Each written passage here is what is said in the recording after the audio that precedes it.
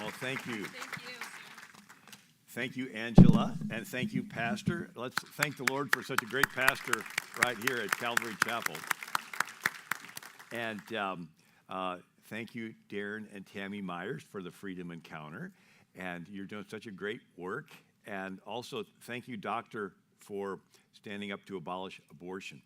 I was with my friends Alan and Leslie Unruh in Iowa, and the George Soros type people are paying people to collect these signatures, and they're lying. They have them on video saying, "Oh, this will lower your taxes if you sign this." Some say it's a pro-life, pro-family, pro-choice, and it's like those don't go together, and it's like, but they'll lie, and so now he started a decline to sign movement in Iowa. They just got it on the ballot in Florida. It's going to be on our election. We moved to Florida 6 years ago. My wife I wanted a happy wife, and our kids are grown. She goes, "I want to move to Florida." It's like, okay, honey. So thank you for getting involved. And now I want to recognize some of my family that's here. So Randy and Christina Kaufman. Their son is married to my niece. And so it's great seeing the Kaufmans here. I have a website, AmericanMinute.com, and I send out a history email. And I'm going to speak today on a book I did a couple years ago on socialism, the real history from Plato to the present. By the way, my wife has helped me do a couple books, and they're called Miracles in American History. And they're stories from our country's past where there's a crisis, they pray and have courage, and things turn around. My wife's like, "Get to the encouraging stuff where it turns around, you know." And so these are revivals in American history. These are, during the Revolution, War of 1812, Civil War, they prayed, rivers rise to stop the British from chasing the Americans, and really encouraging. Kids love those stories. And then this book I've spoken on, it's called Who is the King in America? Turning Point. Faith just turned this into a course that they offer on their website. But it's an overview of all the world's history. The most common form of government is what? It's gangs. That's the default setting for human government, is gangs. And a gang leader with enough weapons we call a king. And since the weapons improve, the kingdoms get bigger. And Attila the Hun, Genghis Khan, Julius Caesar, Alexander the Great, they keep getting bigger. Anybody that can plot on a graph sees that at some point it's going to max out on a global scale. And Jesus said, "Wheat and tares grow together till the harvest," right? And so you always have the bad people and the good people, right? And but this is the time that the Lord chose us to be here. So America's founders broke away from the most powerful king on the planet, the King of England. The sun never set on the British Empire. He had India, Australia, New Zealand, Hong Kong, British Guyana, Canada, Barbados, Bermuda, Jamaica. He was a globalist. And America's founders broke away and flipped it and made the people the king. And so the word citizen is Greek. It means co-king. Right? We pledge allegiance to the flag and to the republic. A republic is where the people are king, ruling through representatives. We're basically pledging allegiance to us being in charge of ourselves. And so when somebody protests the flag, what they're saying is, "I don't want to be the king anymore." It's like, okay. Anyway, so socialism is a tactic to go from the people ruling themselves back to a dictatorship, back to a king. So socialism is a bait and switch for dictatorship, and I'm going to go through that. So the book, the subtitle is The Real History of Socialism from Plato to the Present. So Plato was the first one that talked about everybody owning everything in common. And it sounds good until you realize that somebody has to be in the government handing out the common stuff. And they're always going to be tempted to want to funnel a little extra to their family and friends on the side, and hold back from someone they don't like, and it becomes discretionary. And the saying is, "He who holds the purse strings has the power." So every attempt at everybody owning everything equally always ends up with a deep state bureaucracy passing out favors to their friends. And Plato, he talked about Atlantis being this perfect society. So this was an island in the Mediterranean that was destroyed with a tsunami earthquake. But Plato keeps referring back to this island as the ideal society. It's very structured. canals and circular and everything's structured, but it got destroyed in an earthquake. There is a remnant of a volcano in the Mediterranean called Santorini, and it would have been 800 years before Plato, and I went there in college. It's really pretty. It has this Greek island with all along this cliff, and everything's, white with blue roofs, so the Greeks do it. But when that baby blew up, it sent a tsunami all across the Mediterranean, and that would have wiped out lots of civilizations. Some look at the dates, and it sort of matches the time frame of Moses and the children of Israel coming out of Egypt. So whether that's it or not, that could have accounted for the 3 days of darkness with the soot and then the hail coming that's on fire, right? Who knows? But anyway, so Plato keeps referring back to this Atlantis as the perfect structured society. Everybody say structured society. And Plato considered democracy an unstructured society. And so demos means people, krasi means rule. And so in the city of Athens, there's 6,000 citizens, and the people rule themselves. And the chief characteristic of a democracy is tolerance. Everybody tolerates each other. It's wonderful. And then they tolerate, he said it's like a bazaar, like a marketplace where you can buy any viewpoint. It's like an embroidery cloth with lots of different patches. And everybody's got a different viewpoint. We all get along. And then they tolerate people that are a little bit off. And he begins to call it a pleasing, lawless, various sort of government, a charming form of government full of variety and disorder. And the manner of life is that of Democrats. Now, this is his word because he's describing a democracy. But it's interesting. The manner of life is that of Democrats. Every man does what's right in his own eyes. Everybody's doing something different. We're all tolerating each other. The father gets accustomed to descend to the level of his son and fear him. The son having no fear or shame of his parents. So now we're tolerating disrespect in the family.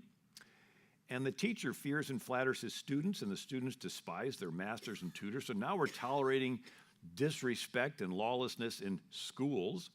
The citizens vote to take the money from the city treasury and spread the wealth around. It's a democracy. We get to vote, right? And so they vote to take the money and spread it around. And then they vote to take the money from the rich. And then there's no rich left. They either had their money taken away or they left town. And then the leaders deprive the rich of their estates and distribute them among the people. And then it passes into their morality. The young man passes into freedom and libertinism of useless and unnecessary pleasures. There is no conceivable folly or crime, not accepting incest or any other unnatural union. Yes, that's what he's talking about.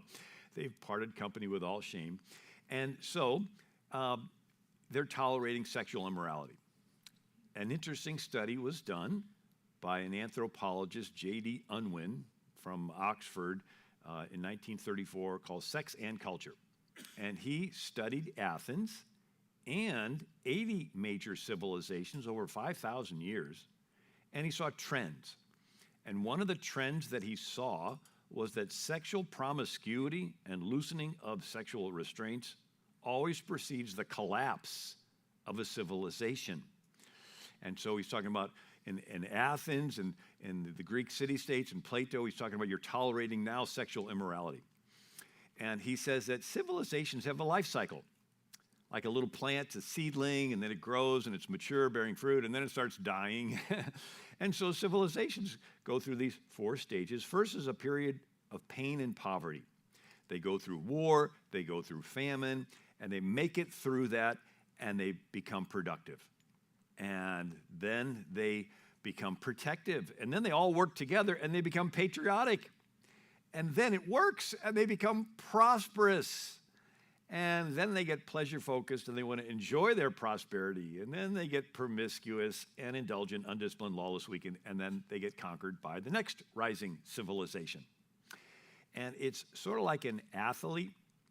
When he's young, he's focused and disciplined, watches his diet, and he exercises. He wants that championship. And then finally, he gets it, and he's the champ for a couple seasons.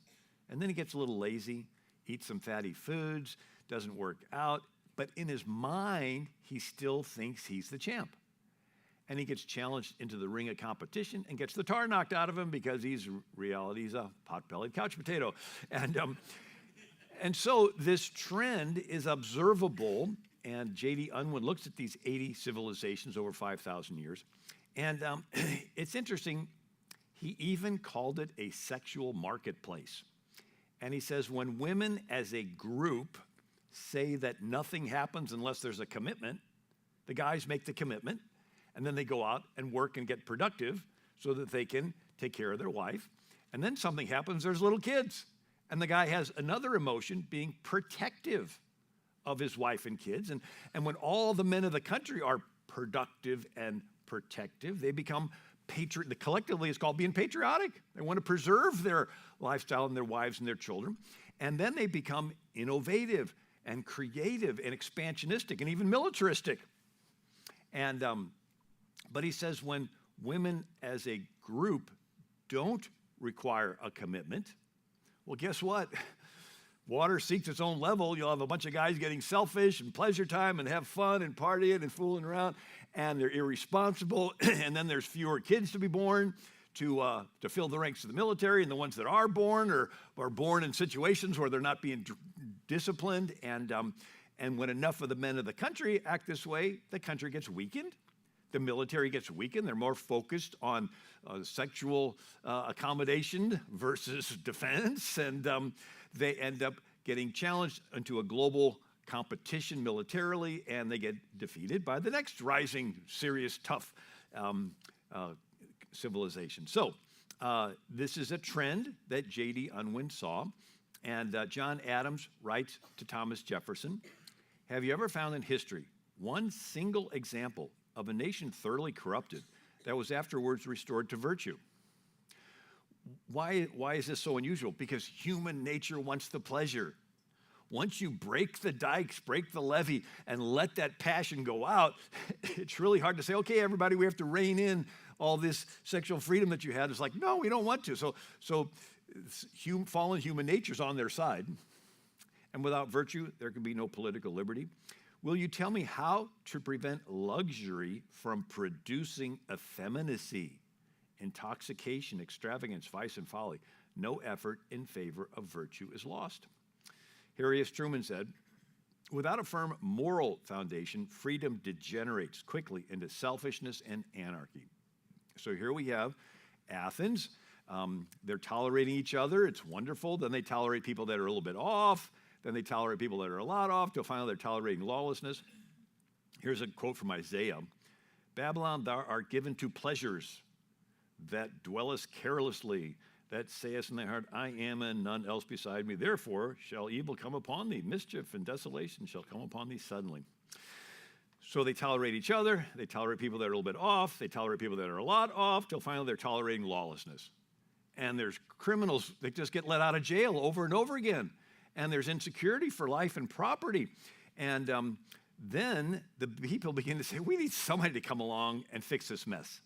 Somebody that restores order. And along comes somebody and says, I can fix it. I just need some emergency powers. And they say, okay. And so Plato says, last of all comes the tyrant. When he first appears above ground, he's a protector. He's full of smiles. How does the protector begin to change into a tyrant? He begins to grow unpopular. So the tyrant has two tools in their toolbox. One is fraud, and the other is force. Those are the only two tools, fraud and force. Fraud is they take away your freedoms, and they tell you that they're doing it for your own good. We're going to take away your Second Amendment rights because we want to make you safer. And we're going to take away your freedom of speech because you might say something that sets somebody else off and they do some terrorist attack. And we're going to take away your right to privacy, and we're going to track you everywhere you go. And but we're doing it all for your own good.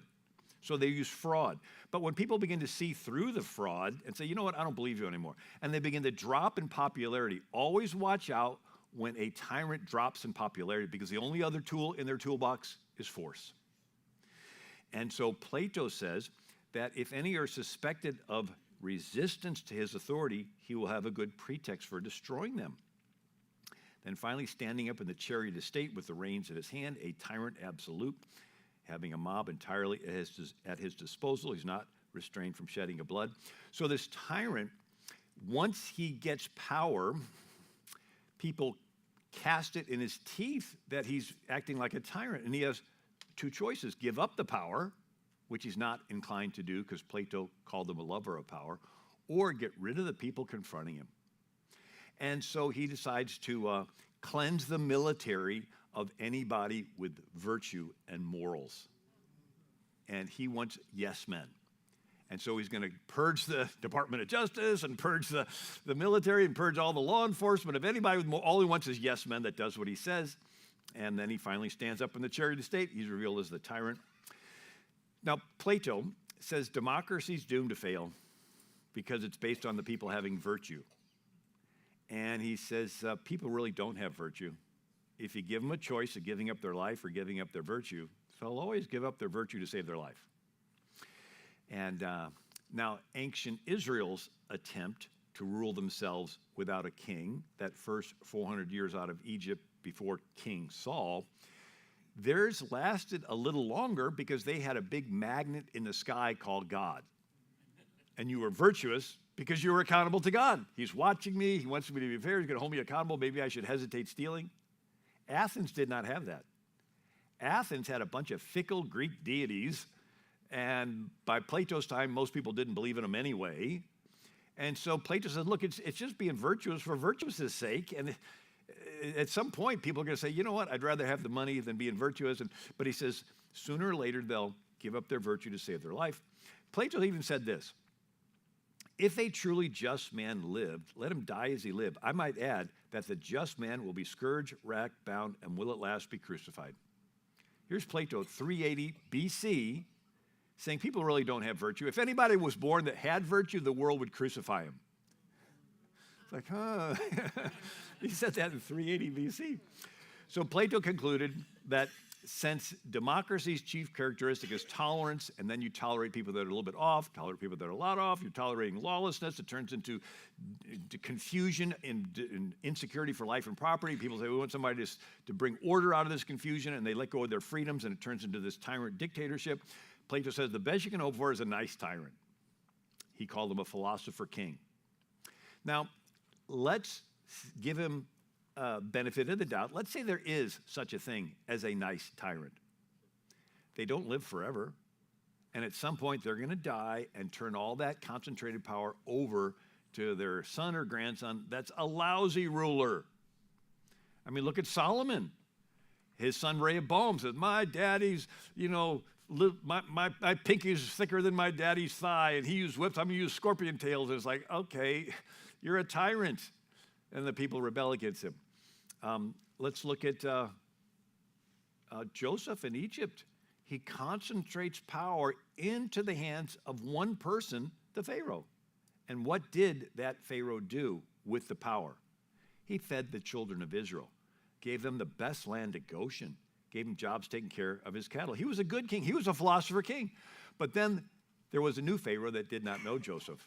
And he used all that concentrated power to oppress the children of Israel, make them slaves, and even throw their sons in the Nile River. So that's the dilemma. You get a good guy in there, and you let him concentrate power, but at some point, it's going to hand it over to the other party, and they're going to use it oppressively. I was reading where William Howard Taft, the 27th president, became the Chief Justice of the Supreme Court. He's a Republican. He's the one who moves the Supreme Court out of the basement of the Capitol into its nice, pretty building. And he instituted this concept. He's the first one to hire a clerk. Every other justice did their own homework, but he hired a clerk. And he federalized the court system. So as soon as the Supreme Court says it, all the lower courts have to abide by it. Prior to then, different areas of the country, different federal courts would make different decisions, and everybody's fine. They lived with it, right? Massachusetts, blue laws, everything's closed on Sunday, right? Some of these other states, they're rural, and everything's open on Sunday. It's like every state's sort of different, right? He federalized it, so when the Supreme Court says it, all the lower courts have to go along. Well, he was a Republican. He was a conservative, and you had conservative justices that were resisting FDR's New Deal program. And FDR wanted to pack the court, but then a couple of them died. FDR put on his people on the court. But now, with this precedent, they can do a liberal decision, and all the lower courts have to follow it. And then you have them pushing abortion in the lower courts, and then the Obergefell with the gay stuff in the lower courts, right? And but it was a Republican that concentrated this power, but it all gets handed over to the Democrats. So that's the dilemma. Even if there is such a thing as a philosopher king, he doesn't live forever. And at some point that so God's, I talk about it in my other books, God's idea was to take the Tower of Babel and scatter it. The Tower of Babel was the first attempt at a one world government. Right? You got Noah's Ark, Mount Ararat, they come down that valley. It's called the Fertile Crescent, Tigris-Euphrates River, Mesopotamia, and that's where you had Ur of the Chaldees and everything, but that's where you had Babylon. And Josephus, the Jewish commentator, said Nimrod wanted to build the tower so high that if God destroyed the world again with a flood, he could survive on top. And he made everybody in town bake bricks and bring them, or he would kill them. So it was defiant against God, oppressive over man. God comes down, confuses the languages, and the people scatter into language groups that turn into nations. Nations were God's invention to postpone a one world government. Take the population of the world, break it into subgroups, they'll compete with each other, cancel each other out, right? So you won't have one person wanting to rule it all, defiant against God and oppressive over man. Anyway, so Plato, he comes up with the concept of since democracy is doomed to fail, because it's based on the people having virtue, and they really don't have virtue, the best you can hope for is a nice tyrant. He calls him the head of gold. And his administrators are the arms and chest of silver. And together they make up the ruling class. And everybody else is the abdomen of iron and bronze, and they are the ruled class. So socialism, going back to Plato, is a two-tiered society of a ruling class and a ruled class. The ruling class is in charge, and because they're keeping everything from turning into a democracy, which turns into chaos, they can live a little better off. And so they get to live in the nice houses, and they get favorable treatment. They're sort of above the law, right?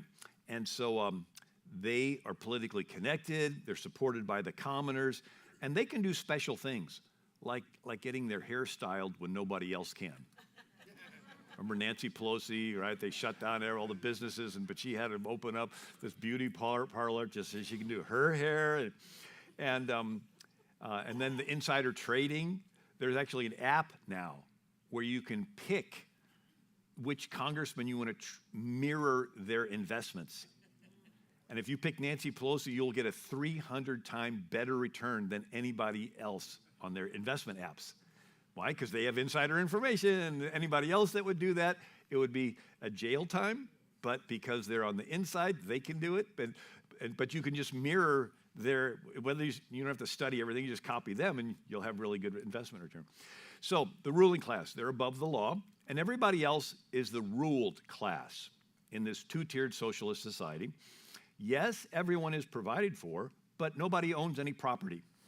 Everything's owned by the state, owned collectively, but it's the people in power that gets to decide who gets what. So he who holds the purse strings has the power. Plato wrote that there are no families in this perfect society. The government decides who gets to have children, and then the government takes the children away from the parents and brings them into the city and indoctrinates them with lies. It's this, you want to socialize your child, but that term means that you're training them to give up their individual identity and be absorbed into supporting the state and all the state views. So Michael Rechtenwald wrote for Hillsdale's Imprimis magazine, "Capitalism with Chinese characteristic, a two-tiered economy with profitable monopolies and state on top and socialism for the majority below." So Plato explained that this philosopher king, when the true philosopher kings are born in a state, they will set in order. They'll bring structure, right? Atlantis is structured, democracy is unstructured. Well, this guy's going to go back to structured. He's going to set in order his own city. How's he going to do it? They will take possession of the children who will be unaffected by the habits of their parents. These they will train in their own habits and laws. James Dobson called children undifferentiated stem cells. So if you your body's making new cells, but the very fraction of a second where it makes a new cell, before it gets bathed with hormones, it can turn into different cells. It can, if you take this undifferentiated stem cell and pour some hormones, it can turn into a skin cell, or it can turn into a muscle cell, or it can turn into, cartilage for your knee, or right? And so they say you take these children away from the parents, you bring them in, and you bathe them with all their liberal hormones, and you can turn them into socialist activists for climate change, or for Gaza, or whatever. You can make them into whatever you want. And so Plato says these children will be taught noble lies. Lies! He says, we want one single grand lie, which will be believed by everybody. Could you imagine the government taking the little children away from their families, bringing them in and teaching them lies? But the lies help the ruling class to stay in power. And since in his mind, it's better than a democracy because that turns into chaos. So that was Plato. That was his structured society, 380 BC, modeled after what he thought was Atlantis, this perfect society, all structured. Well, fast forward a couple thousand years, and you have Sir Thomas More. 1516, he writes Island of Utopia. So Sir Thomas More was Catholic, and the king was Henry VIII, and he flipped and demanded that everybody change along with him. Sir Thomas More didn't, and he writes this as sort of as a veiled criticism of Henry VIII. As a result, Sir Thomas More got his head chopped off. So Thomas More wrote this Island of Utopia, this perfect society, but he's sort of making fun of it. Utopia means nowhere. In his book, he says it's a fictitious island off the coast of South America because 1492, Columbus discovers, now this is 1516, so this is just a couple decades after and so he says on this Island of Utopia, you're going to have this society.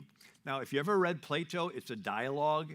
You're listening in on a conversation between, Socrates and somebody else, and this is, what about this? And they're talking back and forth. And so Sir Thomas More writes his Island of Utopia in this dialogue fashion, a conversation.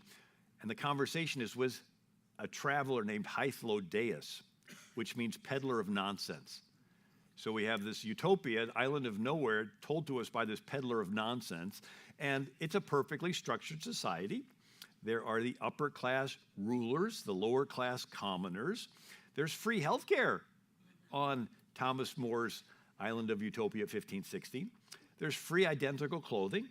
Everyone receives free welfare, right? Guaranteed income. There's free meals in monastic communal dining halls. Everyone lives in identical 3-story public housing. There's no locks on any doors. There's no private property. Everything is owned, right? It's stored in a communal warehouse, and it's the ruling class that decides who gets what. There's no taverns, no ale houses, no coffee houses, no places for private gatherings, no privacy on this Island of Utopia. Everybody is tracked everywhere you go with an internal passport. And this is 1516, he's writing this. And the government decides everyone's careers, and there are no families. Just like Plato, there are no families. Well, this utopia, no families, that takes a village to raise the child, Hillary. And childbearing is regulated by the government in Plato's utopia. This is similar to China. They had a one-child policy. Margaret Sanger, that founded Planned Parenthood, said, no woman shall have a legal right to bear a child without a permit. And so you have Sir Thomas More's Island of Utopia, just like Plato's Island of Atlantis. Well, this influences Sir Francis Bacon, and he writes New Atlantis. He actually calls his island New Atlantis because he's referring back to Plato's Atlantis, this perfect society. Now, Francis Bacon's New Atlantis is in the South Pacific, a fictitious island. It's highly structured with the ruling class, commoners, little more scientific careers because Francis Bacon helped pioneer the scientific revolution. But the government dictates everything about everybody's life. And someone wrote a satire on this called Gulliver's Travels, Jonathan Swift. And Gulliver is gullible traveler. It's like Hythlodaeus, peddler of nonsense. And so here you have Gulliver, right? He's swept on an island, and he finds out this island is highly structured with the ruling class and all the commoners. And why is this all important? The Pilgrims. The Pilgrims had no money, and so they went to investors in England who lent the money, and these investors started a company called the London Company, and it had bylaws. And in the bylaws, they looked back to Plato and Sir Thomas More, and they wrote, all profits and benefits that are got by trade, traffic, trucking, working, fishing, or any other means shall remain still in ye common stock. All are to have their meat, drink, and apparel, and all provision out of ye common stock. So everything goes into this pot, everything comes out. Well, they tried it, and they almost starved to death. William Bradford writes in his History of the Plymouth Settlement, the failure of that experiment of communal service, which was tried for several years by good and honest men, proves the emptiness of the theory of Plato and other ancients applauded by some of latter times. Here's the Pilgrim William Bradford writing that the emptiness of the theory of Plato. The Pilgrims knew they were trying to live out this theoretical Plato. Everybody owns everything in common. And he says that the taking away of private property and possession of it in community would make a state happy and flourishing, as if they were wiser than God. For in this instance, community of property was found to breed much confusion and discontent and retard much employment, which would have been to the general benefit. For the young men who were most able and fit for service objected to being forced to spend their time and strength in working for other men's wives and children without any recompense. The strong man or the resourceful man had no more share of food, clothes, etc. than the weak man who was not able to do a quarter what the other could. This was thought injustice. The aged and graver men who were ranked and equalized in labor, food, clothes, etc. with the humbler and younger ones thought it some indignity and disrespect.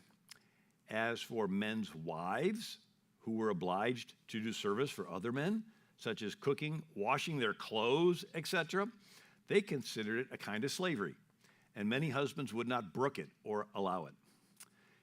William Bradford, let none argue that this is due to human failing rather than to this communistic plan of life in itself. I answer that God, in his wisdom, saw that another plan of life was fitter for them. So they began to consider how to raise more corn and obtain a better crop so they might not continue to endure the misery of want. After much debate, the governor, with the chief among them, allowed each man to plant corn for his own household. Wow, what a novel idea. You plant corn for your household. So every family was assigned a parcel of land. This was very successful. It made all hands very industrious so that much more corn was planted than otherwise would have been by any means and gave far better satisfaction. The women now went willingly into the field and took their little ones with them to plant corn, while before they would allege weakness and inability, and to have compelled them would have been thought great oppression. So here the Pilgrims tried this owning everything in common. They were the first ones to take this theoretical, Plato theoretical, island of utopia and actually try to live it out. They're like, this doesn't work. Everybody gets their own plot of land. They had a great harvest, and we call it Thanksgiving. Now, people say, well, wasn't the early church socialist? No, the early church was the early church. Socialism is counterfeit early church. And the differences between the word voluntary and involuntary, and the difference between the word church and government. So the early believers voluntarily sold their property and laid it at the feet of the apostles. They didn't involuntarily have the Roman government take away their property and lay it at the feet of Pilate. Here, Pilate, here's a little more money that you can spread around. When Israel went into the promised land, every family was given property. If you own property, you can accumulate stuff. The Bible called that being blessed. And you can give away some of your stuff voluntarily. The Bible called that charity. Lenin said socialism is a transition phase to communism. And Marx said communism can be summed up in one sentence: abolition of private property. Well, if you don't own any property, how can you be charitable? How can you give away what you don't have? What, are you going to steal and break the law? Now you're a thief? No, God entrusts you with stuff, and then gives you opportunities to show on the outside the love of God that's on the inside. That's sort of the whole reason he made us, right? Everything else God made follows rules, laws of planetary motion, laws of gravity, laws of physics, laws of optics. Everything's laws. We're the one unique thing he created with a free will so that we get a choice as to follow his laws. And so the idea is he blesses us with stuff, and then he gives us opportunities to either be selfish with it or to be generous with it. And people say, well, didn't Jesus teach socialism? Well, a parable of the talents gives one guy 5, multiplies to 10, another guy 2, multiplies to 4, and one guy buries it. Sir, here's your talent. I've kept it laid away in a piece of cloth. His master replied, you wicked servant. He said to those standing by, take his talent away from him and give it to the one who has 10 talents. Sir, they said, he already has 10. He replied, I tell you that everyone who has more will be given, but as for the one who has nothing, even what they have will be taken away.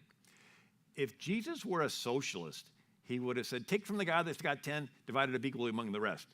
No, he said, take from that lazy guy that's not doing anything with it, and give it to the guy that's going to do the most with it. All right? Now, there's a confusion as to the role of government, and this is important. So in the Bible, God gives commands to 5 groups: individuals, families, business, church, and government. Individuals are commanded to take care of the poor.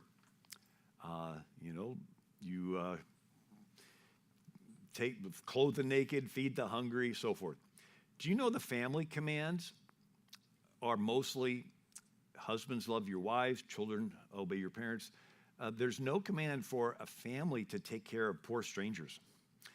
Business has commands, and they are do an honest day's work and don't hold back wages. And there's really no command in the Bible for businesses to take care of the poor. Church is commanded to take care of the poor, and they did. They immediately started feeding the orphans and the widows. And then through the years, they founded schools and hospitals and orphanages and medical clinics and dug wells in villages in Africa and would do all that stuff. Do you know there's no command in the Bible for the government to take care of the poor? The command to the government's the shortest: protect the innocent, punish the guilty. There's no command for the government to be involved in health care. There's no command for the government to be involved in education. What's happened is the government has usurped the church's role. And we've let it, particularly under FDR during the New Deal program. We let it during Lyndon Johnson's Great Society welfare state. And the government began to come in, oh, we'll do this. And the church is like, okay, fine, one less thing for me to worry about. But guess what? They're stealing the church's role, and now people think, oh, we got to take care of something. The government has to do it. It's like, no, you're ignoring 8 of the 10 largest hospital corporations in America were started by churches. And James Madison said, charity is no part of the legislative duty of the government. Davy Crockett was a congressman from Tennessee, and there was a fire in D.C. that destroyed parts of Georgetown. And Congress was going to set aside a little of their federal money to help the people in Georgetown. And Davy Crockett said, no, not yours to give. Congress has not the power to appropriate this money as an act of charity. Every member on this floor knows it. We have the right as individuals to give away as much of our own money as we please in charity, but as members of Congress, we have no right to appropriate $1 of public money as charity. He said, I'll give my week's salary, and if all of us give our week's salary, we'll meet the need. But he says, we can't give away the people's money that they give. It's not for us to be charitable with somebody else's money. Calvin Coolidge says, it does not follow that because something ought to be done, the national government ought to do it. We need to take care of the poor. Yeah, but it's not the government's job. We need to take care of the immigrant. Yeah, but it's not the government's job. We need to take care of the sick. We need to do all of that stuff. But that's the church's job, not the government's job. Why? Because whenever the government gets involved, it'll help their friends and hurt their opponents. So the government will be tempted to funnel a little extra welfare to those that will vote for those that are in power and tax and take away money from those that don't want to vote for their reelection, and it gets discretionary. Gerald Ford said, people say, why don't you expand that program and spend more federal money? I look them in the eye and say, do you realize that a government big enough to give us everything we want is a government big enough to take from us everything we have? Supreme Court Justice Anthony Scalia said the governmentalization of charity affects not just the donor, but also the recipient. What was once asked as a favor is now demanded as an entitlement. The transformation of charity into legal entitlements has produced donors without love and recipients without gratitude. It's not my place or my purpose to criticize the developments, only to observe that they do not suggest the expanding role of government is good for Christianity. Because the government's usurping the Christian traditional role. And so this is a phenomenon where if somebody receives free stuff long enough, they don't view it as a gift, they view it as an entitlement. And instead of being thankful, they end up becoming belligerent if it's not given. Now, what if older fish could tell younger fish to stay away from shiny things dangling in the water? But they can't. So every new generation of younger fish sees this shiny thing, they're attracted to it, and caught. Socialism is a shiny thing dangling in the water. Free food, free clothes, free education, free healthcare, free. Free is attractive, but there's a hook. You give up control of your life. And so now when the church helps someone, it's called disinterested benevolence. They actually have a term, disinterested benevolence, where you're helping people without any expectation of something in return.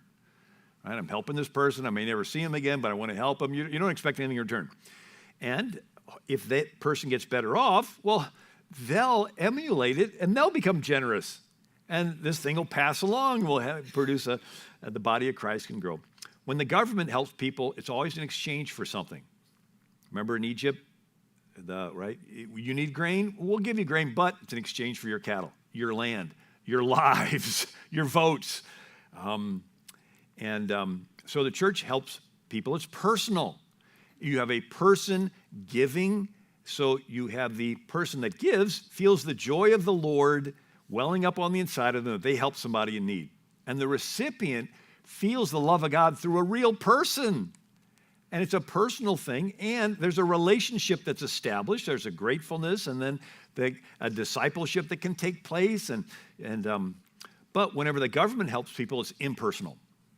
You don't know whose paycheck that money came out of that turned into your welfare check, and you don't care. And instead of being grateful, you view it as a debt that's owed, and you become irate. And then, an interesting thing, their self-esteem goes down. And so recipients will feel bad about themselves if they're seeing other people work and become successful, and then they know that they're taking this free money. It eats away at their self-esteem, and they want to channel that bad feeling somewhere. And they channel it at the entity that's making them feel bad, the very government that's giving them free stuff. They end up despising and hating the government that's giving them free stuff. And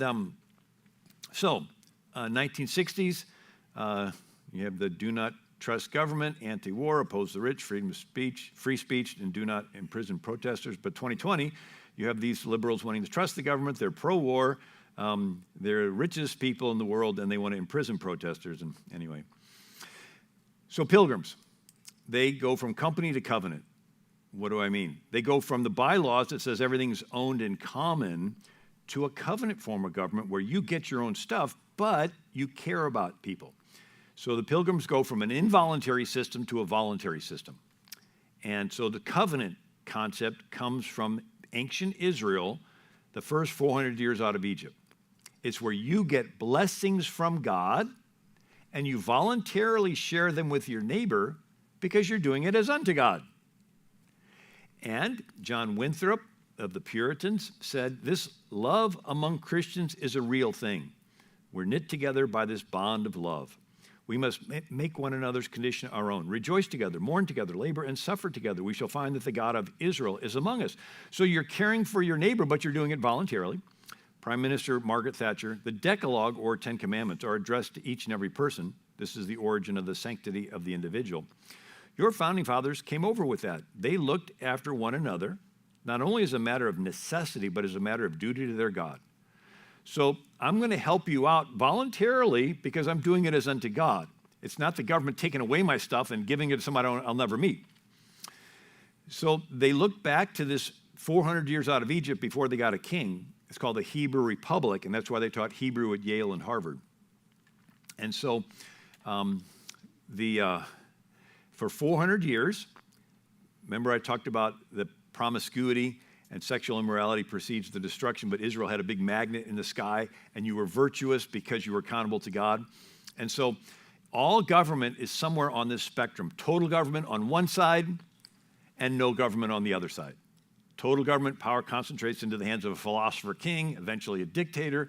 No government side would be anarchy. Everybody's tolerating everything. It's lawlessness, unless the people have morals. Plato called it virtue. But what would motivate you to be virtuous? Israel had the key ingredient there, and it's God. So I use an example of the law. Imagine if you could download a behavioral app. So we all have apps on our phone where you have GPS, and you can get from one point to another, right, by following this app. What if you could download a behavioral app, and it would tell you how to act in real time? And so it senses your blood pressure rising, it hears your voice volume getting louder, and it locates somebody else in the very close vicinity, and it runs this little algorithm. You're being tempted to lose your temper at somebody, and it sends you an alert. Zzz, zzz, don't lose your temper. It's like, oh. And then it's monitoring your bank account, sees it's a little low, and then geopositions. It sees you're in a store with lots of expensive jewelry, and there's nobody in the vicinity. It runs this algorithm. You're being tempted to steal. Zzz, zzz, don't steal. Right? So imagine if everybody downloads this behavioral app. That's what the law was to the ancient Israelites. And the Levites were the computer geeks. It's like, where do you get that app? Oh, you got to go line upon line, precept upon precept. Okay, go to the Apple Store, Google Play, press here, download this app. And so everybody in ancient Israel had this law in their heart that they would, okay, you're not supposed to do this. It would be, but what would motivate them to follow this law? Well, Israel had the key ingredient. There's a magnet in the sky. There's God who is watching everyone. He wants you to be fair, and he's going to hold you accountable in the future. So you're about to steal, nobody's around, and then you think, God's watching me. He wants me to be fair. He's going to hold me accountable in the future. Maybe I should hesitate stealing. And it creates something in your head called the conscience.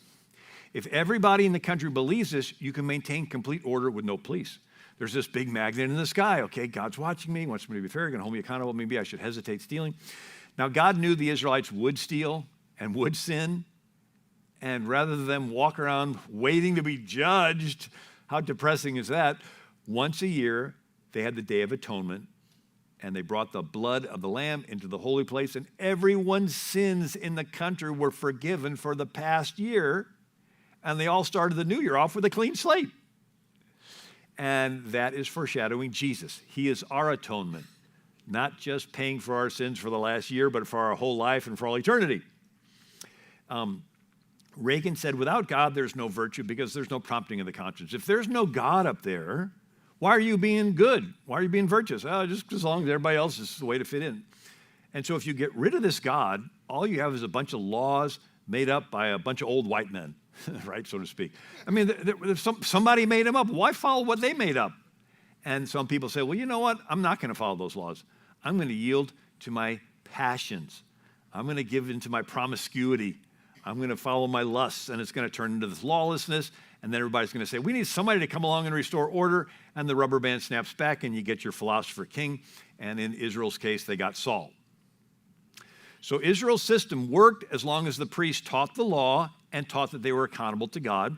When they stopped teaching the law, here's Eli, the high priest. His own sons are sleeping with women in the very tent where the Ark of the Covenant is. They're not following the law. And then there's a Levite in the book of Judges with a silver graven image in the house of a guy named Micah. And the tribe of Dan comes along and steals this graven image and tells this Levite, come along with us. You can be a priest to our whole tribe. And you're reading the story saying, what's this Levite doing with a silver graven image? Isn't it one of the commandments? You're not supposed to have them. It shows that here's a Levite's not teaching the law. And then the story of a Levite with a concubine. The law says the Levite's to marry a virgin of his own tribe. Here he is with the woman he's not even married to. He's not following the law. And like that J.D. Unwin, sexual promiscuity proceeds, and the young man gives into libertinism and uses an unnecessary pleasures. Here you got ancient Israel, these sodomites surround this house and rape the poor concubine to death. And you have this sexual immorality that's rampant. And then you read this line, every man did that which was right in their own eyes. Why? Because the priests stopped teaching what was right in the Lord's eyes. Remember, Plato said the same thing. He says, the manner of life is that of Democrats. Everyone does what's right in their own eyes. And here you got the same line in the book of Judges. Every man does what's right in their own eyes. We're going to tolerate everything until it turns into lawlessness and an unstructured chaos. And then they all go to Samuel the prophet and they say, we want a philosopher king. We want somebody that can restore order. And Samuel cries, and the Lord tells him, they have not rejected thee, but they have rejected me, that I should not reign over them. And then they get King Saul, who ruled as a tyrant. One of the stories was that Saul was pouting that his son Jonathan became friends with David. And he turns to his soldiers and says, none of you soldiers care about me. And one soldier, Doeg the Edomite, says, King, I care. I saw David go to this town. The priests gave him some bread and the sword of Goliath that was stored there. And Saul said, that's all I need to hear. Tell the priest to come here. Well, the priests show up. He turns to his soldiers and says, kill him. The soldiers hesitate. And Doeg the Edomite says, I'll kill him, goes out there and kills them all. What just happened? The soldiers were operating under the old system where each individual is accountable to God to follow the law.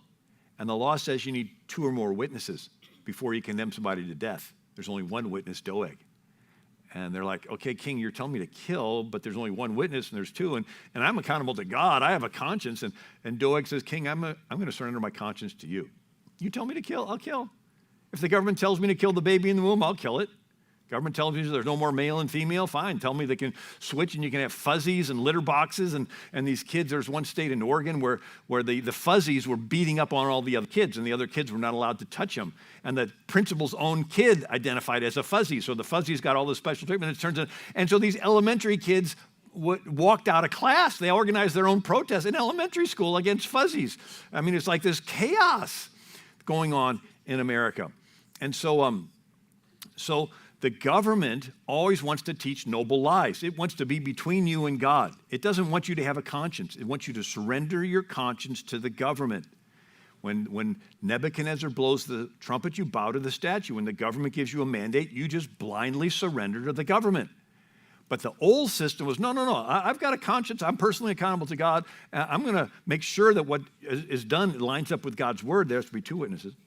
And so this Puritan idea where you get blessings from God, you voluntarily share them with your neighbor because you're doing it as unto God. It's called a covenant form of government. It's the New Testament church versus socialism. Socialism is involuntary. The New Testament is voluntary. And so 4 stages. We go from the Pilgrims having a covenant form of government. In the next century, you have the Age of Enlightenment, and covenant turns into social contract with an impersonal God. So the Age of Enlightenment, you have Kepler, Copernicus, Galileo, Newton. They all discover laws of gravity, laws of physics, laws of optics, and some theologians says, well, maybe God made everything with laws. And he's there, but he's distant, he's impersonal, he's not involved in our everyday life. And so what counts is that we have this social contract with each other. And then the century after that, you have the French Revolution. And this is a social contract with no God. He's not even there distantly. There's no God at all. It is just a social contract with people, and you get your rights from the people, and you're accountable to the people. And then the next century turned into Marxism and socialism, where the state is God. And it's a social contract, but it's the insider, deep state, elite philosopher kings that are running the whole thing, and they're being discretionary. And so am I keeping your attention? Is this interesting? So the French Revolution is this phase where we go from the Pilgrim Covenant and the Age of Enlightenment social contract to the French Revolution social contract with no God. So let's look at this French Revolution. We had a revolution, and a few years later, France has a revolution. Do you know France helped us during our revolution? You know what they got in return for helping us? Nothing. No favorable trade, no money. And then they had a couple years where their crops failed and they were going bankrupt. And so they had no bread. Remember they told Queen Marie Antoinette, the people don't have any bread. And she said, let them eat cake. Wasn't her fault. She just grew up in court. Anyway, so the people said, if we can just chop off the king and queen's heads, all of our problems will be solved. So they chop them off. It does not get any better. Then they chop off the heads of all the royalty, and it doesn't get any better. Then they chop off the heads of all the wealthy. You have money, we don't have money, you're selfish. Then they chop off the heads of the businessmen and farmers. You have food and supplies, we don't have food and supplies, you're selfish. Then they chop off the heads of the hoarders. You got extra stuff, we don't have enough, you're selfish. And then they chopped off the heads of the clergy because they were speaking out against all the head chopping off stuff. Then they chopped off the heads of the former revolutionaries, the ones that used to chop off heads but got tired of it. Somehow they're to blame. They had 30,000 heads chopped off in Paris, France. And the motto of the French Revolution was liberté, égalité, fraternité. Liberty, equality, fraternity. Sounds nice. Does not work. Liberty is experienced individually. Fraternity is their word for socialism. The group, the collective, the community, the deep state. And equality can be understood two ways. In America, it was equal treatment before the law. In France, it was equity, everyone having an equal amount of stuff. And if the fraternité, the mob, the collective, the social estate thinks you individually have too much stuff, it can crush your individual liberties, confiscate your individual stuff. Why? Because the benefit of the collective outweighs the benefit of the individual. And then it can take away all your stuff and kill you. And so this was going on in America. You had Timothy Dwight, president of Yale, is freaking out. And he writes, July 4, 1798, called The Duty of the Americans at This Present Crisis. About the year 1728, Voltaire, so we're having a Great Awakening revival going on in America, but in France they got Voltaire, so celebrated for his wit and his hatred of Christianity, formed a systematical design to destroy Christianity and to introduce in its stead a general diffusion of irreligion and atheism. You get rid of God, and then it's just being virtuous for virtuous' sake. The being of God was denied and ridiculed. Possession of property was pronounced robbery, right? The wealthy have stuff, and the business owners have stuff. You're selfish. You must have gotten it because you're white privileged. Chastity and natural affection are declared to be nothing more than groundless prejudices. And so you're here to sexual immorality. Whether you fool around or not, it's just a prejudice. And adultery, assassination, poisonings, and crimes of like infernal nature were taught as lawful, provided the end was good. So it's okay for you to smash windows and set things on fire and tear stuff down because your goal is to tear down the system because you want to be replaced with a utopia. And then he goes, the education of youth, books replete with infidelity, irreligion, immorality, and obscenity. So now we're going after the children. Remember Plato said you got to take the children away from the parents and you got to indoctrinate them with these lies. To destroy us, therefore, our enemies must first destroy our Sabbath and seduce us from the house of God. Once we get rid of the fear of God, once we get rid of the knowledge of the law, you're just going to have lawlessness. And out of that lawlessness, you're going to have a dictator. And so they had the French Revolution, and they tore down statues like good King Henry IV, who in the 1500s was patching up Protestants and Catholics, and they killed him, tore down a statue. And then St. Genevieve. I spoke in St. Genevieve, Missouri. St. Genevieve, when Attila the Hun was scourging Europe in 450 AD, wiping out city after city, Mainz, Reims, Cologne, he's headed toward Paris, and this young woman, Genevieve, gets all of Paris to fast and pray, and Attila skips sacking Paris. So she's the patron saint of Paris. Well, during the French Revolution, they dig up St. Genevieve's bones and trash them. Why would you trash churches and stuff? And so it's a concept called deconstruction, and it's a three-step process to go from a country with morals and values to a socialist dictatorship. So deconstruction, it's where you portray a country's past negatively, and then you get people into an open-minded present where they don't remember where they came from, and then you portray whatever socialist future you have positively, right? So it's a drive, neutral, reverse phenomenon. And so it's actually a sales technique. So if I was a toothpaste salesman, the first thing I do is tell you negative things about the toothpaste you're currently using. Right? You're still brushing with that old stuff. Haven't you read it'll eat the enamel off your teeth? Right? You're like, oh, I didn't know that. And so now you're repulsed by that, and you're in a neutral position where you're open-minded. What are all the toothpastes that are out there? And then they give you their pitch for this brand new tartar-controlled breath freshener toothpaste, right? So they go into the classrooms and they tell the kids negative things about the founding fathers. They teach them noble lies, right? And the kids are like, oh, they're terrible, they're chauvinists. They took land from Indians, sold people into slavery. And the kids are repulsed by the founders. Now you get the kids into a neutral, they're open-minded. What are all the, comparative religions. Like in California, they said, comparative religion. They go first talk about Islam for a long time, then they talk about these other ones, and they say, we ran out of time in the semester. You can read that little bit on Christianity. And they don't even talk about Christianity. So the kids go from everybody in America's past is bad, then they get into a neutral where they don't remember where they came from, and then you can portray whatever future you have positively, and socialism and so forth. And so France went through this drive neutral reverse.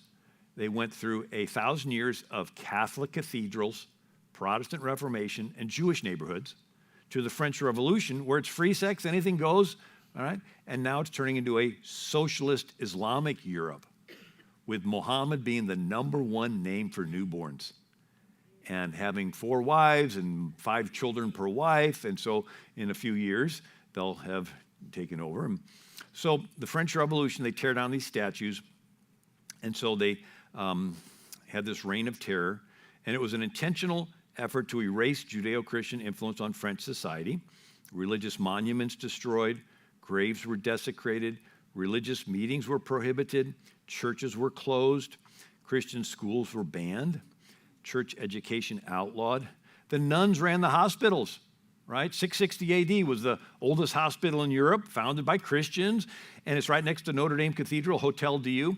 Well, the nuns wouldn't go along with this new secular state, and they lined the nuns up and chopped off their heads. They were singing Psalms 117. And one less person singing, chop, one less person singing, chop, one less person singing, chop, right? Until there's nobody singing. And so the government realized that it was this religion that was causing people to hesitate to embrace this new secular order. And so they wanted to get rid of this religion. And they realized that the way to motivate people is through fear. And so as long as everything's fine, why would I want to give up my freedom? So they actually would have the government plan terrorist attacks on their own population. And the head of it was Robespierre. And he gave an address in 1794 called Terror Justified. Lead the people by terror. Basis of popular government during a revolution is terror. Terror is nothing more than swift, severe, inflexible justice. So you had the government planning these terrorist attacks, chopping off heads. Why? Because the people would get scared and then hurry up and submit to the new secular order. Priests and ministers and those who harbored them were executed on sight. There was Mexico had a similar event in 1917. So there's a rural area called the Vendee. It was very Catholic. Well, they send out the federal government army, and they kill 300,000 men, women, and children in this rural farming area called the Vendee. And so Robespierre puts a prostitute in Notre Dame Cathedral, covers her with a sheet. So this is the goddess of reason. Let's worship her. They don't want done in the year of the Lord on the calendar. And so they changed 1792 to the new year 1, year 1 of the Republic. And they didn't want a 7-day week because it went back to the Bible. So they came up with a 10-day week, a decade week. And they had 10 months in the year. And they made every 10 hours in a day. They said 10 was the number of man because you count with 10 fingers. And every hour had 100 minutes, and every minute had 100 seconds. And it was all based on division by 10. They made every measurement in France divisible by 10. They called it the metric system. Maybe that's why I never really liked the metric system. And so since there's no God in the French Revolution, who decides what's right and wrong? The state, the social contract, the collective, the mob, and whoever's in charge of the mob. And so out of this unstructured chaos, they get a dictator named Napoleon, right? So they do it all in one short time. They go from a king and they get rid of it and they have a republic, but the people ruling without any morals. They tolerate all this lawlessness and turns to chaos, and they want somebody to come along and restore the chaos, and along comes Napoleon. He restores it. He brings order with his Napoleonic code, but you got to do what he says or you get killed. And so Napoleon conquers Europe. And are you still with me? Is this interesting? So the king of Prussia, Germany was not Germany, it was a bunch of kingdoms, and one of them was Prussia. The king of Prussia had gotten conquered by Napoleon pretty easily. So after Napoleon's gone, banished to the island of St. Helena, the king of Prussia says, we can't let that happen again. We need to strengthen our state. And he gets a philosopher named Hegel, who was a professor at the University of Berlin. And so Hegel had a student named Karl Marx, and Hegel influenced Darwin. And Hegel says that there's no God, nothing's real unless it's provable. Nothing's real unless it's provable. And so he was very materialistic. And during this time, in the middle 1800s, a lot of German immigrants came to America, came to Missouri, and settled. And they brought with them a lot of this Hegelian concept of nothing real unless it's provable. And what's the motto? The show me state, right? And so you literally had, in St. Louis, you had the German neighbor. I'm half German, but this is where that thought came from. So Hegel in German, and so he said the state is God walking on earth. The state is our mortal God. We must worship the state. He says there's no God, and the closest you can come to eternity is being remembered after you're dead. And so like in the Greek idea is if you have a statue of yourself, that even though you're dead, people will remember you, right? And he says, well, what's better than a statue? It's to create an organization that'll keep going on after you're dead. So you're sort of living through this organization. What's the biggest organization you can create but the government? So the highest purpose of your life is to create and perpetuate a big government. So you exist for the government's benefit, which is different than the United States, where the government exists to guarantee to you your creator-given rights. So without God, government transitions from your servant to your master. Without God, you get rights from God, and the government's purpose is to guarantee to you your God-given rights. But if there is no God, you get your rights from the collective, the state. And then the highest purpose of your life is to perpetuate the big state. And Hegel says all the worth which the human being possesses, he possesses only through the state. And Rousseau, who wrote The Social Contract, says, when the state says to a citizen, it is expedient for the state that you should die, he ought to die, because his life is a gift made conditionally by the state. And so this, for a century in Germany, got taught, and in 1933, New York Times wrote, Nazi Ministry of Justice authorized physicians to end the sufferings of incurable patients. No life still valuable to the state will be wantonly destroyed. And so you have this in Pol Pot, in Cambodia, the communist leader, the Khmer Rouge. He says, to keep you is no benefit, to destroy you is no loss. He says, unless you're helping me, you have no value. He kills a third of Cambodia, millions of Cambodians. So we go from a pilgrim covenant under God to the Age of Enlightenment social contract with a distant God, to the French Revolution social contract with no God, to socialism where the state is God. Can you see that transition? And Hegel said the state recognizes no authority but its own. It acknowledges no abstract rules of good and bad. So what do you mean abstract rules of good and bad? You mean like the Ten Commandments? Yeah, it's just a power grab by this. There is no God. This is the biggest thing you can do is to create big government. And so there's no authority above the big government. And so there's no rules. And so Eisenhower said, in many lands, the state claims to be the author of human rights. If the state gives rights, it can and inevitably will take away those rights. The Founding Fathers had to refer to the Creator in order to make their revolutionary experiment make sense, right? They ran into this during the Nuremberg trials. They were trying to say, well, you Nazis were terrible because you're killing the Jews. They go, we were just following our government. Our government said it's okay to kill Jews. And they're like, well, yeah, but there's no God in Germany. It's the state's in charge. And the state said it's okay to kill Jews. We were just following the state. We were following the highest authority in our state. And they're like, how can we see that these guys did something bad? And they said, well, there's a higher authority above the state. But they didn't want to acknowledge God. So they said the higher authority is the United Nations, what all the nations agree upon. That's superior to the individual. And you got Eleanor Roosevelt, where their UN Declaration of Human Rights, right? Well, then you got these Islamic blocs that realizes that, hey, I can take my money and bribe these little countries to vote the way I want. And then you have the BlackRock, State Street, Vanguard, and these trillion, globalists, and they're like, hey, I can pressure these little countries to vote the way I want. And so now you have Iran in charge of the Commission on Women's Rights. It's like, hello? I mean, unless you have rights from a creator, then it's not going to work. So anyway, so do rights come from the government, or do rights come from a source higher than the government? And our founder said the rights come from a creator. The government's purpose is to guarantee to individuals their creator-given rights. And Eisenhower, it was because all men are endowed by their creator with certain inalienable rights that men could dare to be free. Government, you're infringing on my creator-given rights, therefore I'm going to rebel against you. Now, God has plan A and plan B. I'm going to get a little spiritual here, and then we'll take a short break. But you think, okay, we talk about in times of crises that when there's lawlessness, then everybody wants somebody to come along and restore order, and you end up getting this philosopher king, you get a dictator.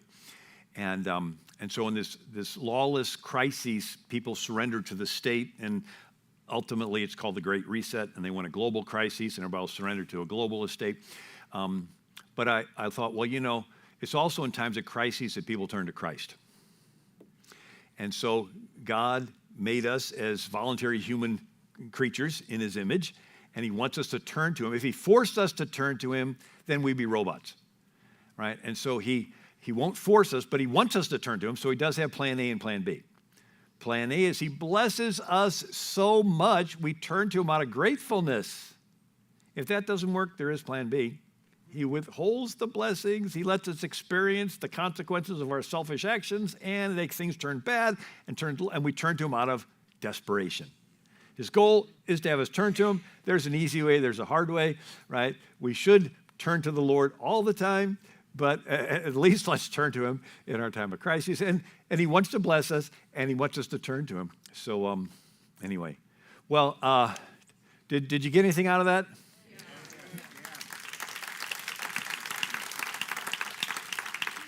Now, the subtitle of my book is How the Deep State Capitalizes on Crises to Consolidate Control. So we're going to get into this phenomenon of how do you create a crisis to get people into fear so that you can assume control.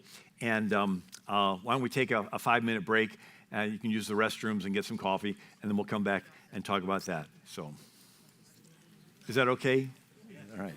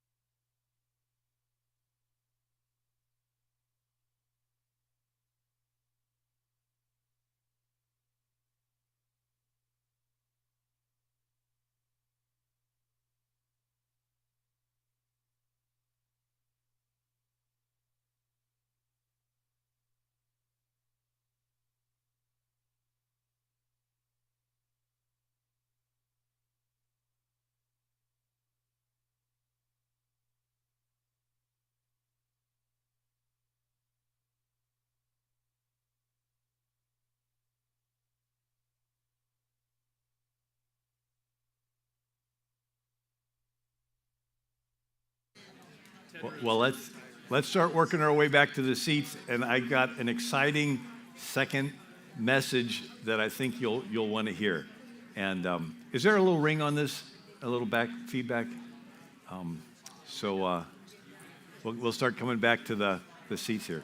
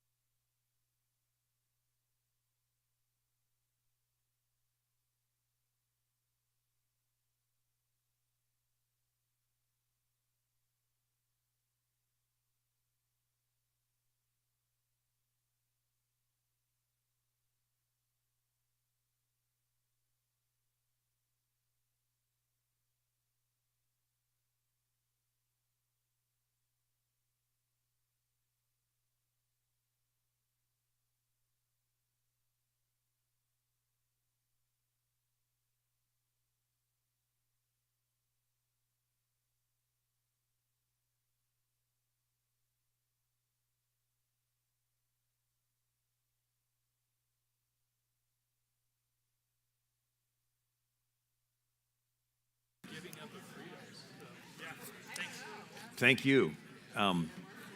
Well, this message is going to go through how the deep state capitalizes on crises to consolidate control.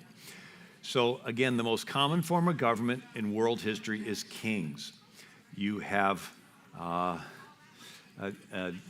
Nimrod Tower of Babel, and then you have Gilgamesh, king of Uruk, and Sargon of Akkadian, and 2,000 years of Egyptian pharaohs, and 5,000 years of Chinese emperors, and kings of Assyria that took the 10 northern tribes of Israel captive. Assyria is conquered by Babylon, and then you have Cyrus of Persia. He's the one that lets the Jews go back and rebuild their temple.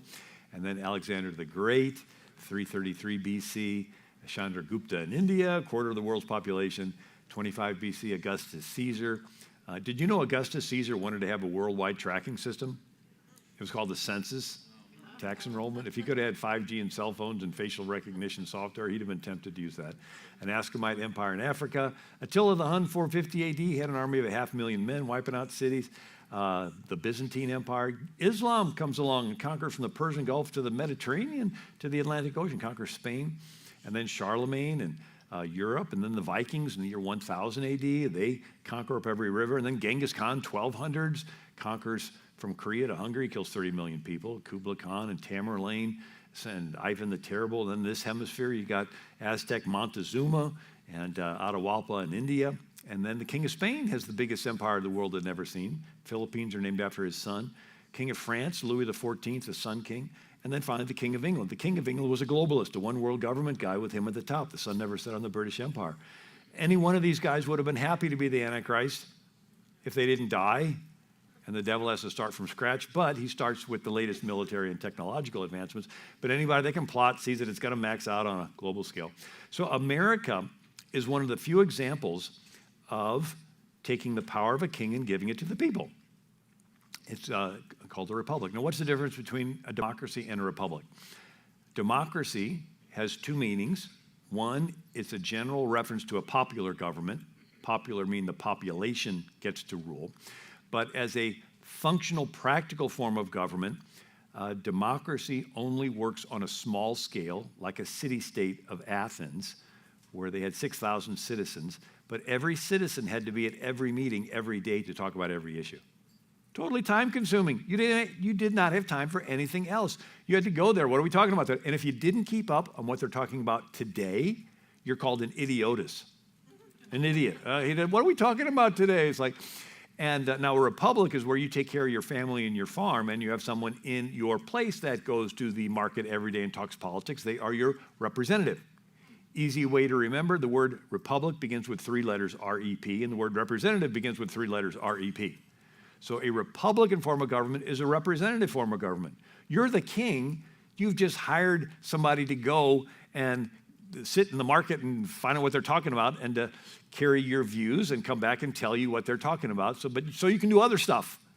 And but either way, democracies and republics are attempts to take the power of the king and give it to the people. But what if the king wants the power back? Does he just ask for it? Hi, I want to be king. Give me control of your life. It's like most people aren't in a hurry to give that up. And so there's two methods in which the king can take the power back. One is fear. If you get people into fear, they will trade their freedom for security. And the second is free stuff. The government's so nice, it's giving you free stuff until you get hooked. And then you want some more, you're going to incrementally give up your freedom. It's like a drug dealer takes over a neighborhood two ways.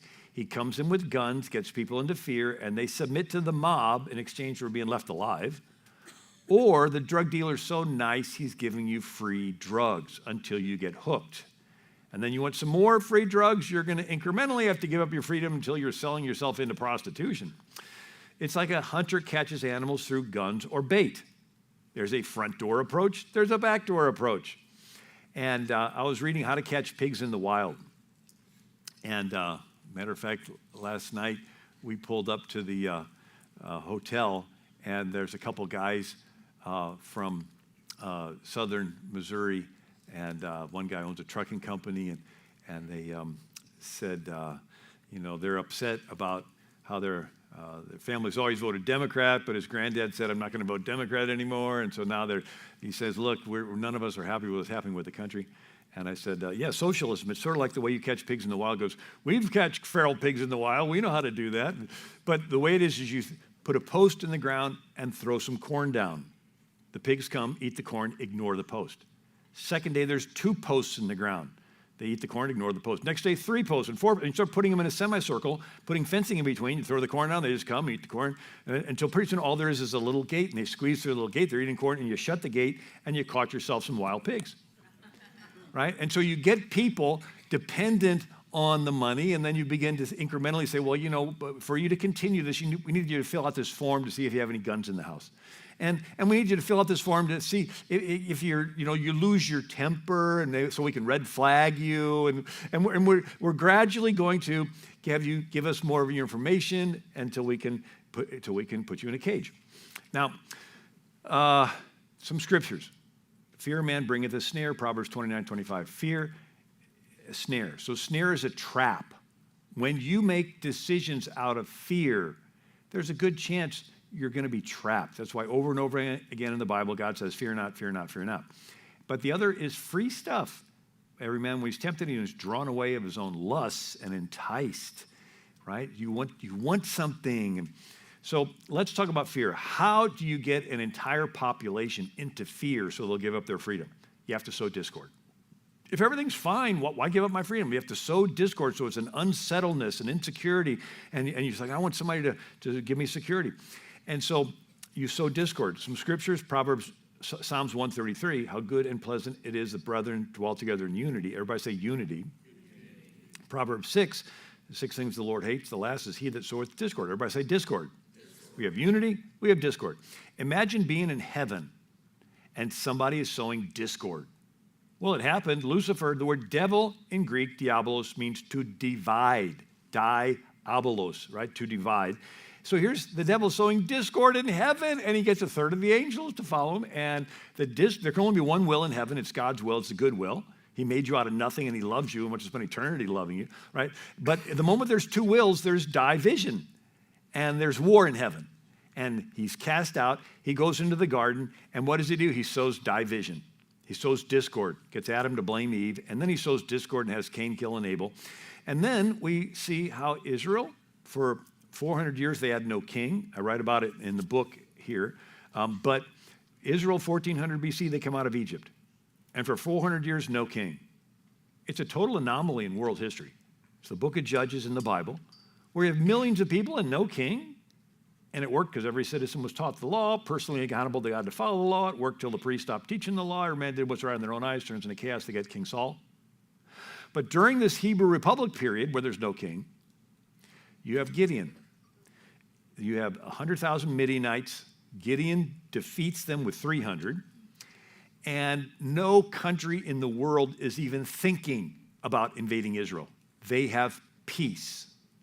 But Gideon has a son, an illegitimate son named Abimelech. And he wants political power. And so he sows discord.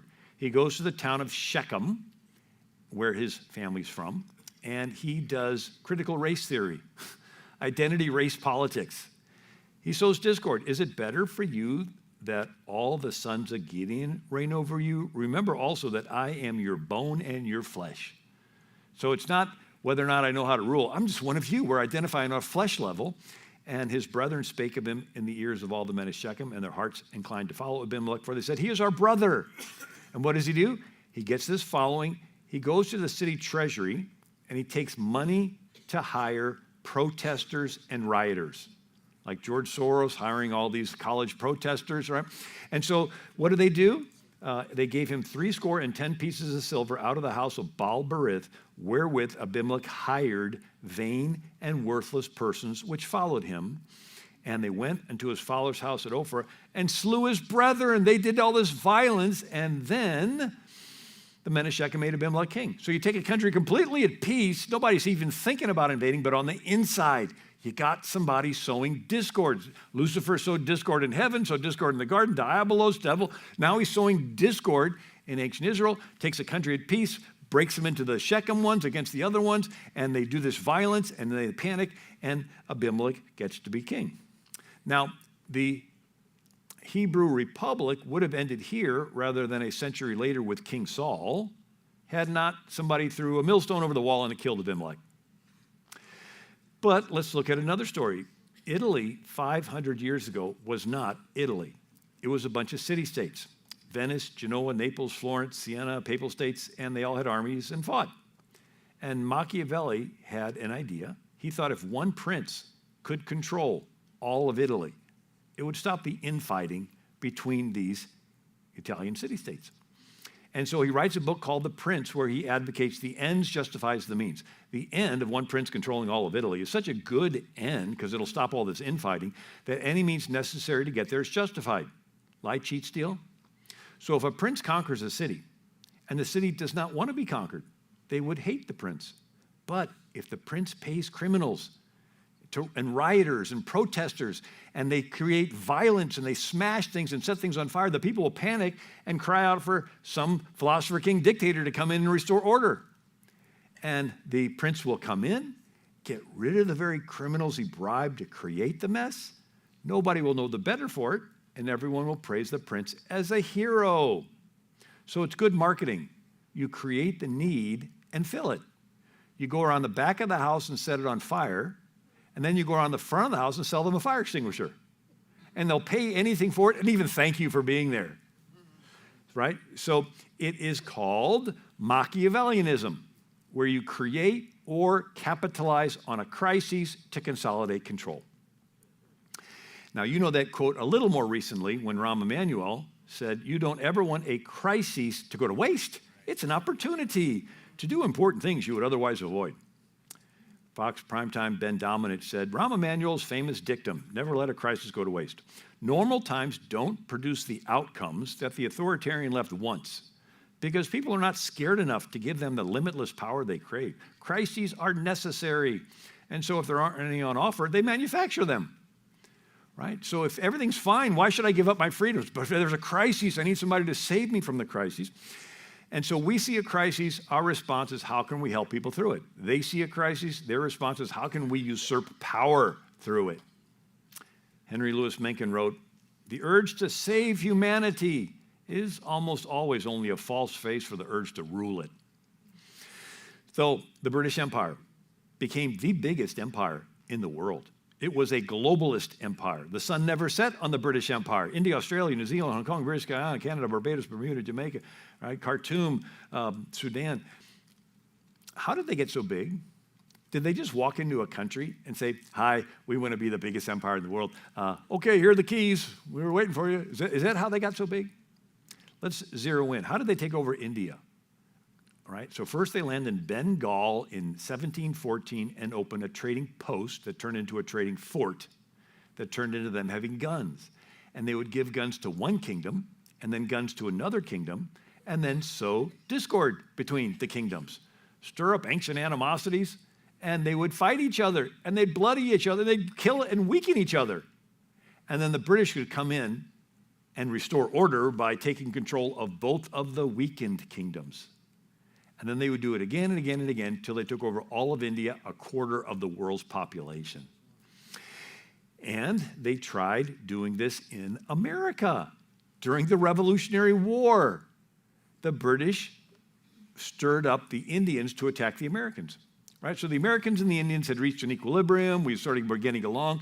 The British go to the Indians, right? They did this during the French and Indian War, and they promise them money for scalps. And so General Johnny Burgoyne lands in Canada, meets with the Mohawk Indians, promises them money for scalps, and they begin to scalp the Americans. And it was so bad, it's listed in our Declaration as one of the reasons we were rebelling against the king.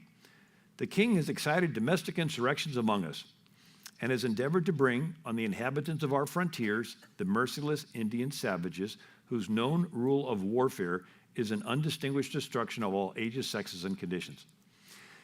And the British did it again during the War of 1812. And so you had the British control Pensacola, Florida. Just north is Fort Mims, Alabama, and the Red Stick Creek Indians. Do you know the French pronunciation of Red Stick? Baton Rouge. Baton, stick, rouge, red. And so the British go to the Red Stick Indians and promise them money for scalps. And so the Red Stick Creek Indians capture Fort Mims, Alabama, and then proceed to scalp 500 of the captives so they can bring their scalps to the British. Here's the historical marker. Fort Mims, here Creek Indian War, 1813-14, took place, the most brutal massacre in American history. Indians took the fort with heavy loss, then killed all but about 36 of the some 550 in the fort. Creeks had been armed by British at Pensacola in this phase of the War of 1812. Do we really think the British Empire cared about the Red Stick Creek Indians? No. They wanted to stir up discord. They wanted to sow this division and weaken both so they can conquer the whole thing. And the French Revolution, I mentioned this already, but they had crushed the enemies of the revolution to let the laws be executed. You got Robespierre, and so the French Revolution is over. Napoleon Bonaparte had conquered Europe. 6 million died. And then you have the King of Prussia, gets this Hegel, University of Berlin, and he has a student named Karl Marx. But let's zero in on Hegel. We talked about him saying the state is God walking on earth.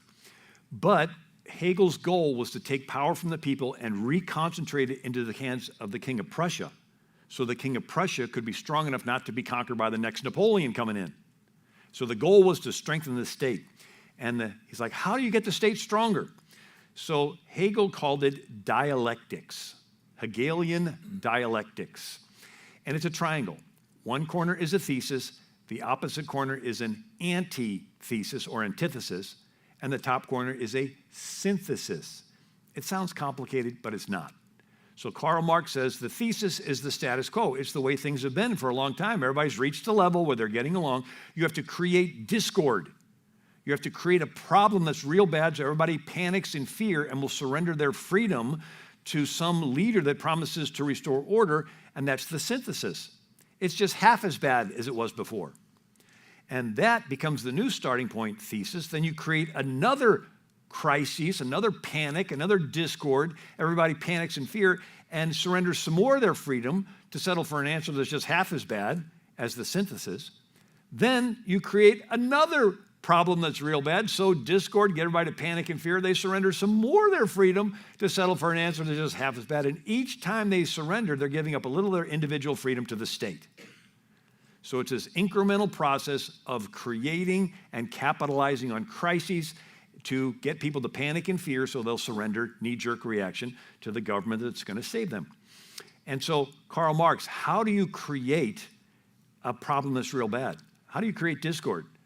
You send in agitators, agent provocateurs, community organizers, labor organizers. Their job is to find people with grievances and stir them up to protest and riot.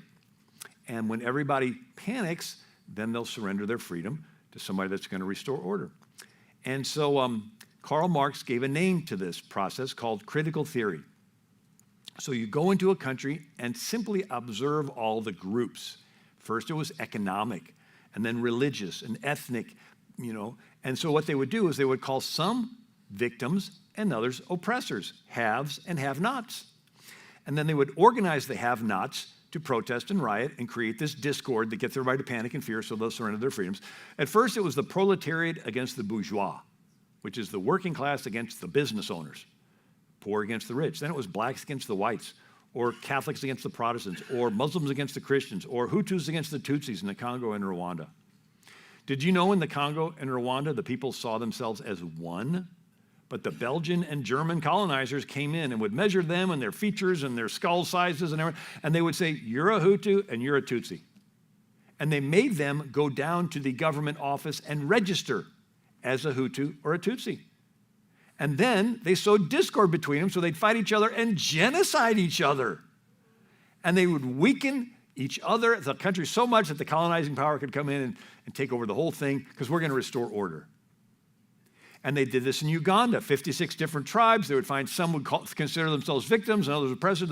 They did this in India. They would do this all around the country, all around the world. So when Patrice Cullors, founder of the Black Lives Matter, said, we are trained Marxists.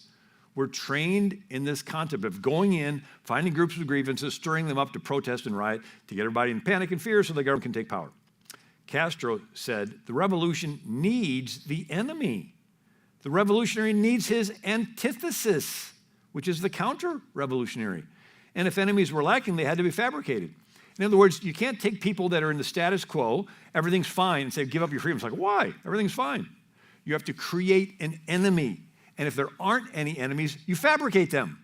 Like a white Christian nationalist, supremacist, dominionist, right? You want to create this boogeyman so that everybody can get into fear so you can have an excuse to take away their freedoms to save you from this boogeyman. And Jesus talked about this tactic, Mark 3:24. If a kingdom be divided against itself, that kingdom cannot stand. Right? So you have Lucifer dividing heaven, diabolos, devil. You have division in the garden, Adam blaming Eve, Cain killing Abel. You got division inside of Israel with Abimelech. You have division with Machiavelli, and then division with the British Empire coming into countries and sowing division. And now you have Hegel talking about getting agitators and breaking them into groups and sowing this division. And Lincoln gave an address, a house divided against itself cannot stand. It's like introducing an autoimmune disease into the body politic. What's an autoimmune disease? It's where your own immune system starts attacking your own organs and joints. You got a war going on inside of your own body, inflammation, right? And so you take the body politic and you introduce this autoimmune disease where the body politic breaks itself into groups and is fighting each other inside. It weakens the whole body so the country can be conquered. So how do you destroy a marriage? Sow division. How do you destroy a family? Sow division. How do you destroy a church? Sow division. How do you destroy a country?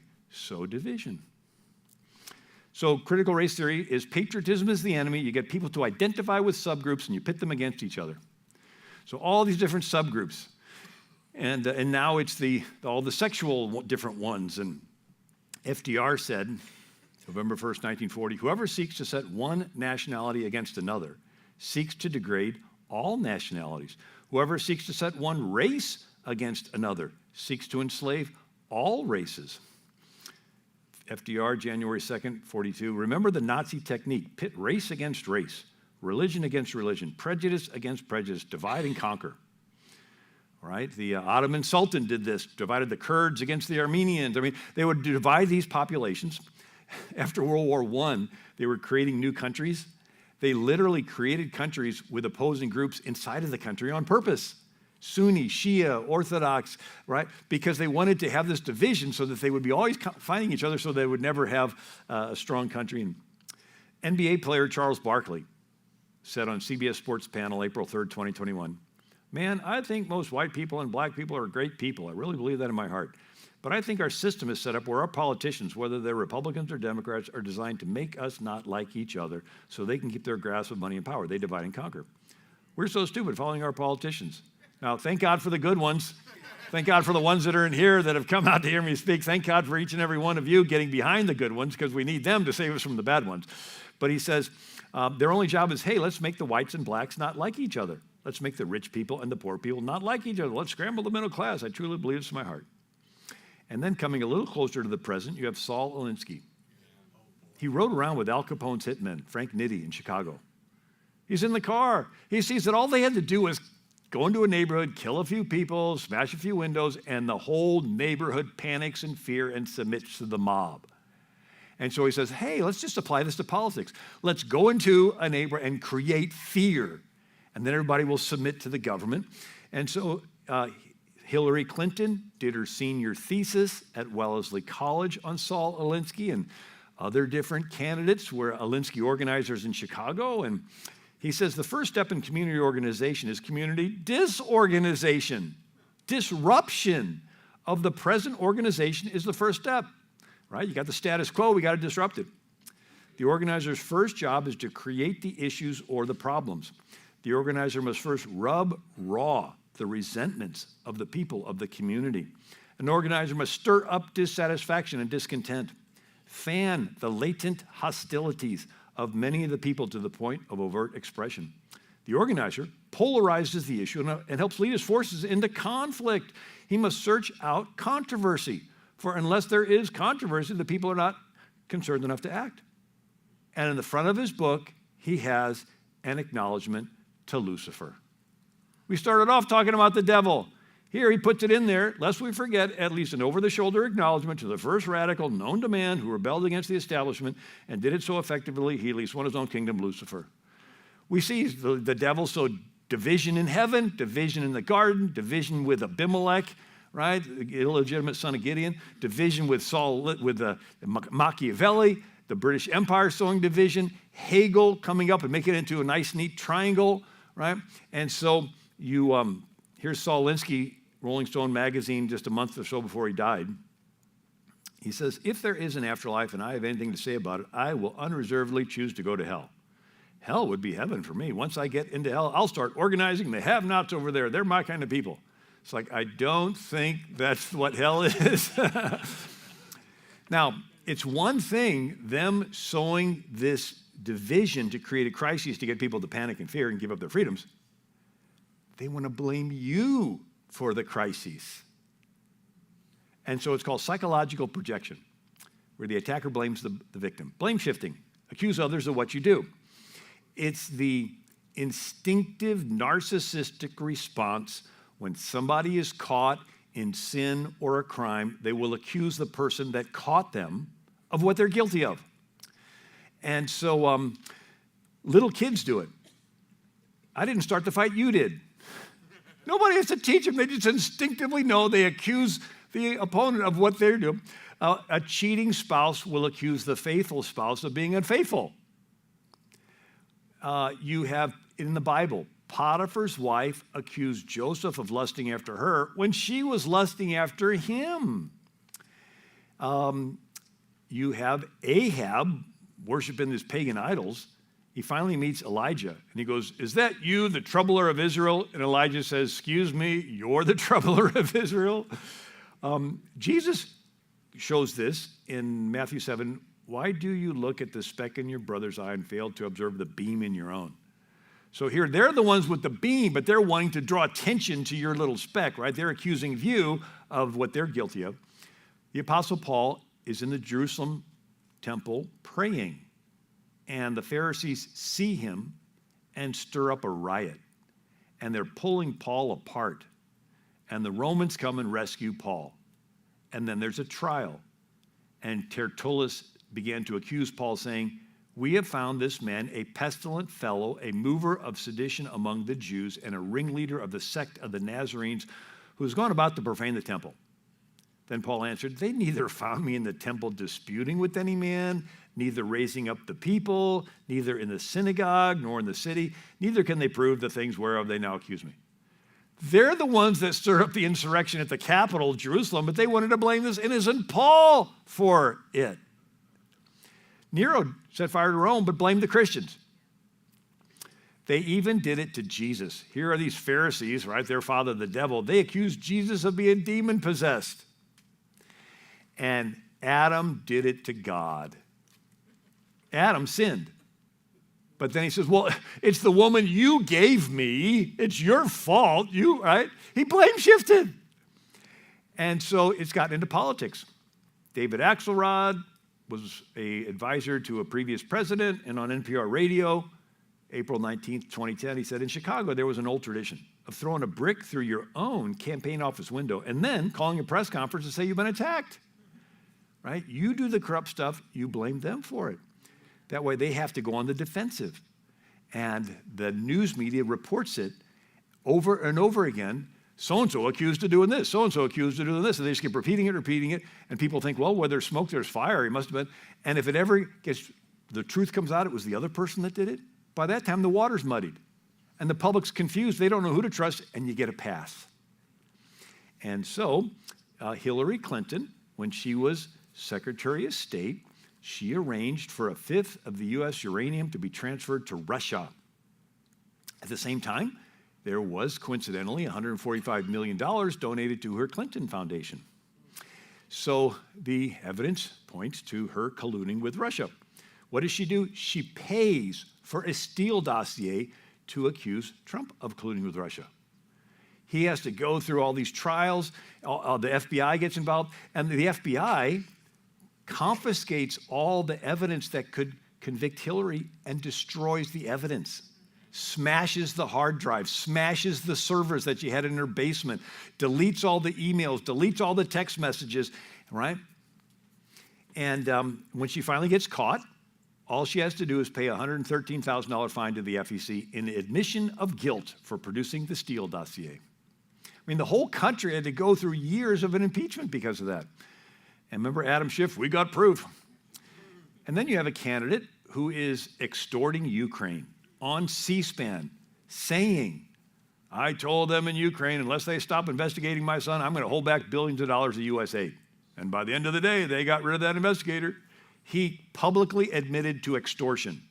But what do? They accuse his opponent of extorting Ukraine. They accuse the opponent of exactly what he's guilty of. And then they knew that Biden had classified documents in his garage next to his Corvette that he had been illegally collecting while he was vice president.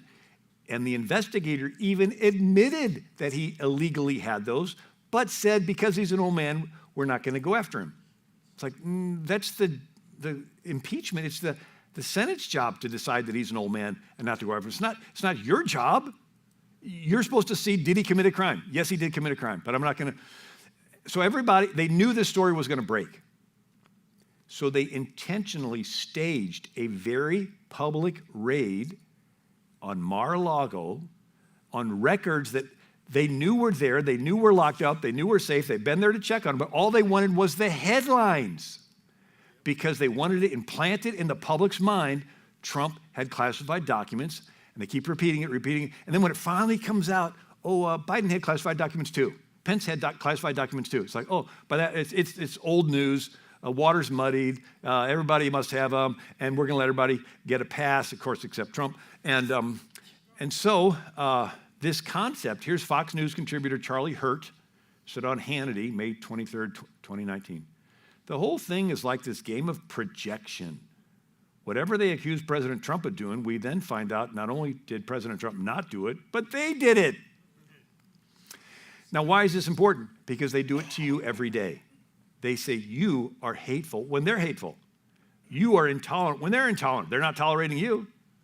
They call you being discriminating when they're discriminating against you and your beliefs. Right? They accuse you of what they're guilty of, and they're experts at it. And they do it every day on every news channel. Well, almost every news channel. Now, another thing we need to bring out. So they want to create the crisis to get people into panic so they'll surrender their freedom to the state. They want to blame you for the crises. But there's this infiltration. We see a lot of CCP communist money going to lots of politicians. We see a lot of Saudi oil money going to a lot of politicians, right? We see lots of different politicians that need money to get elected. And so this fifth column infiltration, the ancient Greeks would have warfare with the two columns, right? Then you would have these flanking columns, which would be two more. So you got 2, 4, that's 4 columns. What's the fifth column? That's where you would have people in the enemy's camp sowing division, sowing discord, sowing confusion, demoralizing them. And so Philip of Macedon was the father of Alexander the Great, and he's conquering Greece, and he's going toward Athens. And Athens probably could have gotten together and defeated him, but Philip paid citizens of Athens with money under the table. So when they would gather in their agora marketplace to talk politics, these paid citizens would stand up and say, you know what? I hear Philip is not really a bad guy. I hear that he's not conquering countries like Thebes and Amphipolis. He's liberating them. And they would gather around themselves people that believe their lies, useful idiots, right? These young college student kids. And they would believe the lies, and it so confused Athens that when Philip marched up to the gate, they couldn't get a defense organized, and then he just walks in and takes over.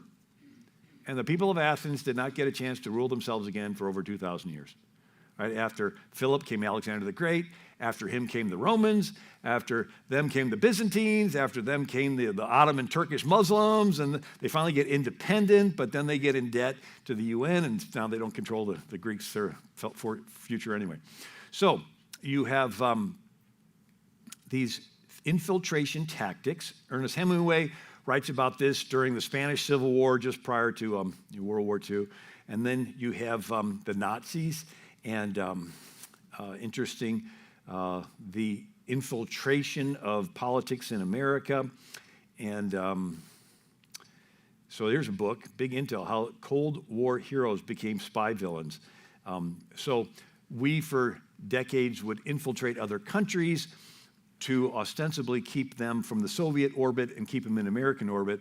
Under Obama, he used all of that to turn it on our own soil. And so he began to use these tactics that we use to keep, get rid of communist leaders in other countries, and he's using it to get rid of his opposition. And he weaponizes the IRS so that Lois Lerner met with him 147 times, and have the IRS target conservative groups. When she's questioned, she just pleads the fifth and walks out. And then I want to talk about a little bit on Islam. So in the 1970s, you had discos in Iran and Berkeley, California, in Tehran. Looked like, students. There's girls going to school in Afghanistan, Kabul, Afghanistan. Look, they're wearing skirts, going to school, and here's beauty pageants in Syria. And Egypt in the 1960s and 70s, stylish clothes. And this is Cairo, Egypt. It looks like the Beach Boys in Southern California. It's like, what happened, right? The Muslim Brotherhood. So in 1928, they're formed, and they were founded by 6 employees of the British-run Suez Canal Company. And they are Wahhabi. Every terrorist group goes back to Wahhabi, Muslim Brotherhood. They're the parent company, so to speak. And the Muslim Brotherhood has 2 tactics based on the 2 cities Muhammad lived in. In Mecca, Muhammad was a religious leader. In Medina, Muhammad becomes a political and a military leader. And so the Muslim Brotherhood said there's 2 phases. First is the Meccan phase, the infiltration phase. You go into countries and just be a religious Muslim, but when the signal is given, you're a terrorist cell, you can do terrorist attacks. And so these Muslim Brotherhood people would infiltrate countries and do assassinations. And they assassinated Abdullah, king of Jordan, who was on the Temple Mount. They tried to assassinate Ataturk in Turkey. They tried to assassinate Gamal Nasser. And so one of the Muslim Brotherhood leaders was Sayyid Qutb, and he influenced Ayatollah Khomeini, al-Zawahiri, Osama bin Laden, all these different groups. And his idea was the twofold. You infiltrate as a 5th column, get into a country and get into all of the cities, even the rural cities, and then you wait, and then when the signal is given, you do your terrorist attacks. And so here's Anwar Sadat, president of Egypt, and he makes a treaty with Israel, Menachem Begin. They both get the Nobel Peace Prize. And Anwar Sadat is praised by Billy Graham, Pat Robertson. Everybody thinks we finally have peace between the Arabs and the Jews. But Anwar Sadat had his military infiltrated by the Muslim Brotherhood. And they're having a parade. And he's at the bandstands watching the parade, and the army stops.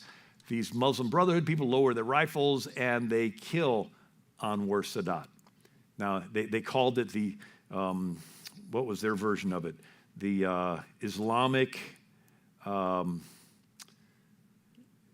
of different groups. It's called the Egyptian Islamic Jihad. So that was the Muslim Brotherhood front group there in Egypt. And so they assassinate Anwar Sadat. So these Muslim leaders want to be more Western, but the fifth column infiltration will assassinate them if they get too Western. So they're like, so we've talked about sowing discord, get people into fear, they give her their freedoms. Diabolos, devil, and Machiavelli and Hegel. And then we talked about how they want to blame you for the discord that they're sowing, this projection. And then we talked about how Islam is familiar with these tactics of infiltration. But now another one is called false flags. And it is a pirate term.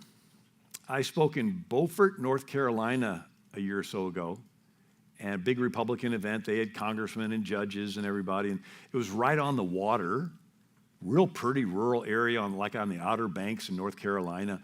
And you could actually, the back wall is all windows, and you could see the waves out there. It was like really charming. And the person driving me around ran the museum for Blackbeard because his Queen Anne revenge ship was sunk right off the coast of Beaufort, North Carolina, and Okora, whatever the pronunciation is of that city, Okra. Anyway, so his ship, he had a fleet of pirate ships. The British were cracking down on pirates, and he realized that he needed to downsize. And so he sunk this beautiful Queen Anne's Revenge ship right there in the shallow waters. But this person that was hosting me said, the pirates really did not want to get into fights because if they got wounded, there were no pirate hospitals. And so they wanted to psych you out and get you to surrender. And so they would do something called false flags. They would be in their pirate ship, and they'd be hiding down below, and they would raise a flag of a friendly nation in distress. And they would just wait, and sure enough, a boat would be coming by, they'd be looking through the telescope, oh, look, there's a friendly nation in distress, let's go help them. And now the pirate ships were fast, the other ships were slow, and so it would slowly come closer, until it got too close to get away quickly. And down would come the friendly nation in distress flag, and up would come the pirate flag. And the people on the friendly boat would be like, oh no. And they'd try to sail away, but they're so slow, and the pirate ship would come. And Blackbeard was like 6'8", a big mop of black hair, Blackbeard. He would take the wicks that you would light the cannons with. He'd light them on fire and stick them in his beard and in his hair, so he looked like this smoking demon. He had his 2 pistols. He had the dagger in his teeth. His pirates would jump onto the ship, and everybody would be panicking in fear, and they'd be like, just take my money. Take it, just let me live. Leave it, right? And so it was this idea that you get them into panic mode so they surrender. And so this concept went into politics of getting a population into panic mode. One was Sweden, and the king, Gustav III, had a big competitor named Russia, and he wanted to get his parliament to approve funding so he could fight Russia. But his parliament would not, and so Gustav got the tailor of the Royal Swedish Opera to sew Russian uniforms and had Swedish soldiers put on the Russian uniforms and stage an attack on a Swedish outpost at Pumala. And the news picks it up. The Russians had attacked the Swedish at Pumala, and it spreads across the country in panic and fear. It gets to Stockholm, and the parliament's like, okay, funding, boom. And the Germans did it. They wanted to invade Poland, but world public opinion wouldn't support it. So Nazi soldiers dressed up as Polish soldiers and staged an attack at a German outpost called Gleiwitz, where they happen to have a radio tower. And they're giving radio play-by-play reporting of the Polish attacking Germans.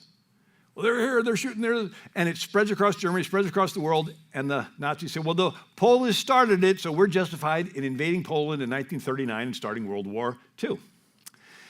And Russians did it. They wanted to invade Finland, but world public opinion would have viewed them as the aggressors. So the Soviets shell one of their own Russian villages near the Finnish border and blame the Finns for doing it. And the news picks it up. Finland had attacked, and the Russians say, well, you started it, and they invade Finland with the Winter War in 1939. Japan had taken a part of China on the coast where they had a railroad. And the Japanese claim there was a railroad explosion. And so they invade China and kill 100,000 in Nanking, China. Later, there's an international investigation, and they walk the entire railroad, and there was no explosion. What, a missing spike? Well, that's what there was. They just simply made up the story so they could go in there and conquer China. And the Turks did it. There was a Greek Orthodox community in Istanbul. Of course, it used to be Constantinople, and it used to be the largest Christian city in Europe, Greek Orthodox. But now there's this remnant community. And Ataturk, during World War I, he was a secular leader, but you get this new one called Menderes, and he wants to go back to the caliphate and become fundamentalist Muslim. But he's bothered by these Christians, and so he has a plot where a Turkish university student would plant bombs in the Turkish consulate, which was over in Greece, and Ataturk's birthplace, which was over in Greece. The bombs never went off, but the newspapers ran with the headlines anyway. Bomb, right? The bomb went off, and it whips Istanbul into a frenzy, and they attack the Greek neighborhoods. And they destroy their businesses, they destroy their stores, their shops, their churches, and drive them out. And we see a similar thing where they get rid of Menderes, they try to get more secular again for a couple generations, but Erdogan runs for office as a secular leader. But then once he gets in, he wants to become fundamentalist Muslim. He says, democracy is like a train. Mr. Erdogan said, once you get off, once you've reached your destination. So he gets democratically elected, now he wants to become fundamental. And so the economist Turkey slide into dictatorship, and so he stages a coup against himself, right? Gets in an airplane, flies in a circle, claims there was a coup, and he lands and he arrests all of his political opponents. And now he doesn't have any opponents, and he can rule all he wants. Stalin did a similar thing. So in 1934, there was a growing anti-Stalinist movement. At the same time, Stalin had a supporter named Sergei Kirov, very popular, giving speeches. They liked him so much they built a statue to him in Leningrad, where he was the party boss. So Stalin had an idea. He thought he would assassinate his friend and supporter Sergei Kirov and eliminate a potential rival, and blame the assassination on the anti-Stalinists. Everybody would believe it because the anti-Stalinists did not like Stalin, and they did not like Sergei Kirov supporting Stalin. And so Stalin used this as an excuse to set up committees, to do hearings, to do some questioning, to arrest people, to detain people, and to kill over 1 million people in the first Great Purge of 1936 to 38. Germany did a similar thing. It was a republic called the Weimar Republic, and it had a party called the National Socialist Workers' Party, or Nazi. The leader of it was Hitler. And they had an under-the-table violent group, sort of a BLM, Antifa-type version, and they were called Brown Shirts. And they were nicknamed Sturmabteilung, which means stormtrooper, because they would storm into the meetings of Hitler's opponents and disrupt the meeting. And then they would go in public and lock arms and block access to public buildings and public streets. Could you imagine people locking arms, blocking things? And then they blocked streets, and then they went into the downtowns, and they smashed windows and set on fire over 7,500 stores owned by Jews in the night of broken glass, Kristallnacht. Oh, and did I mention their capital got set on fire, an insurrection at the Capitol? And evidence points to Hitler's own people setting the fire.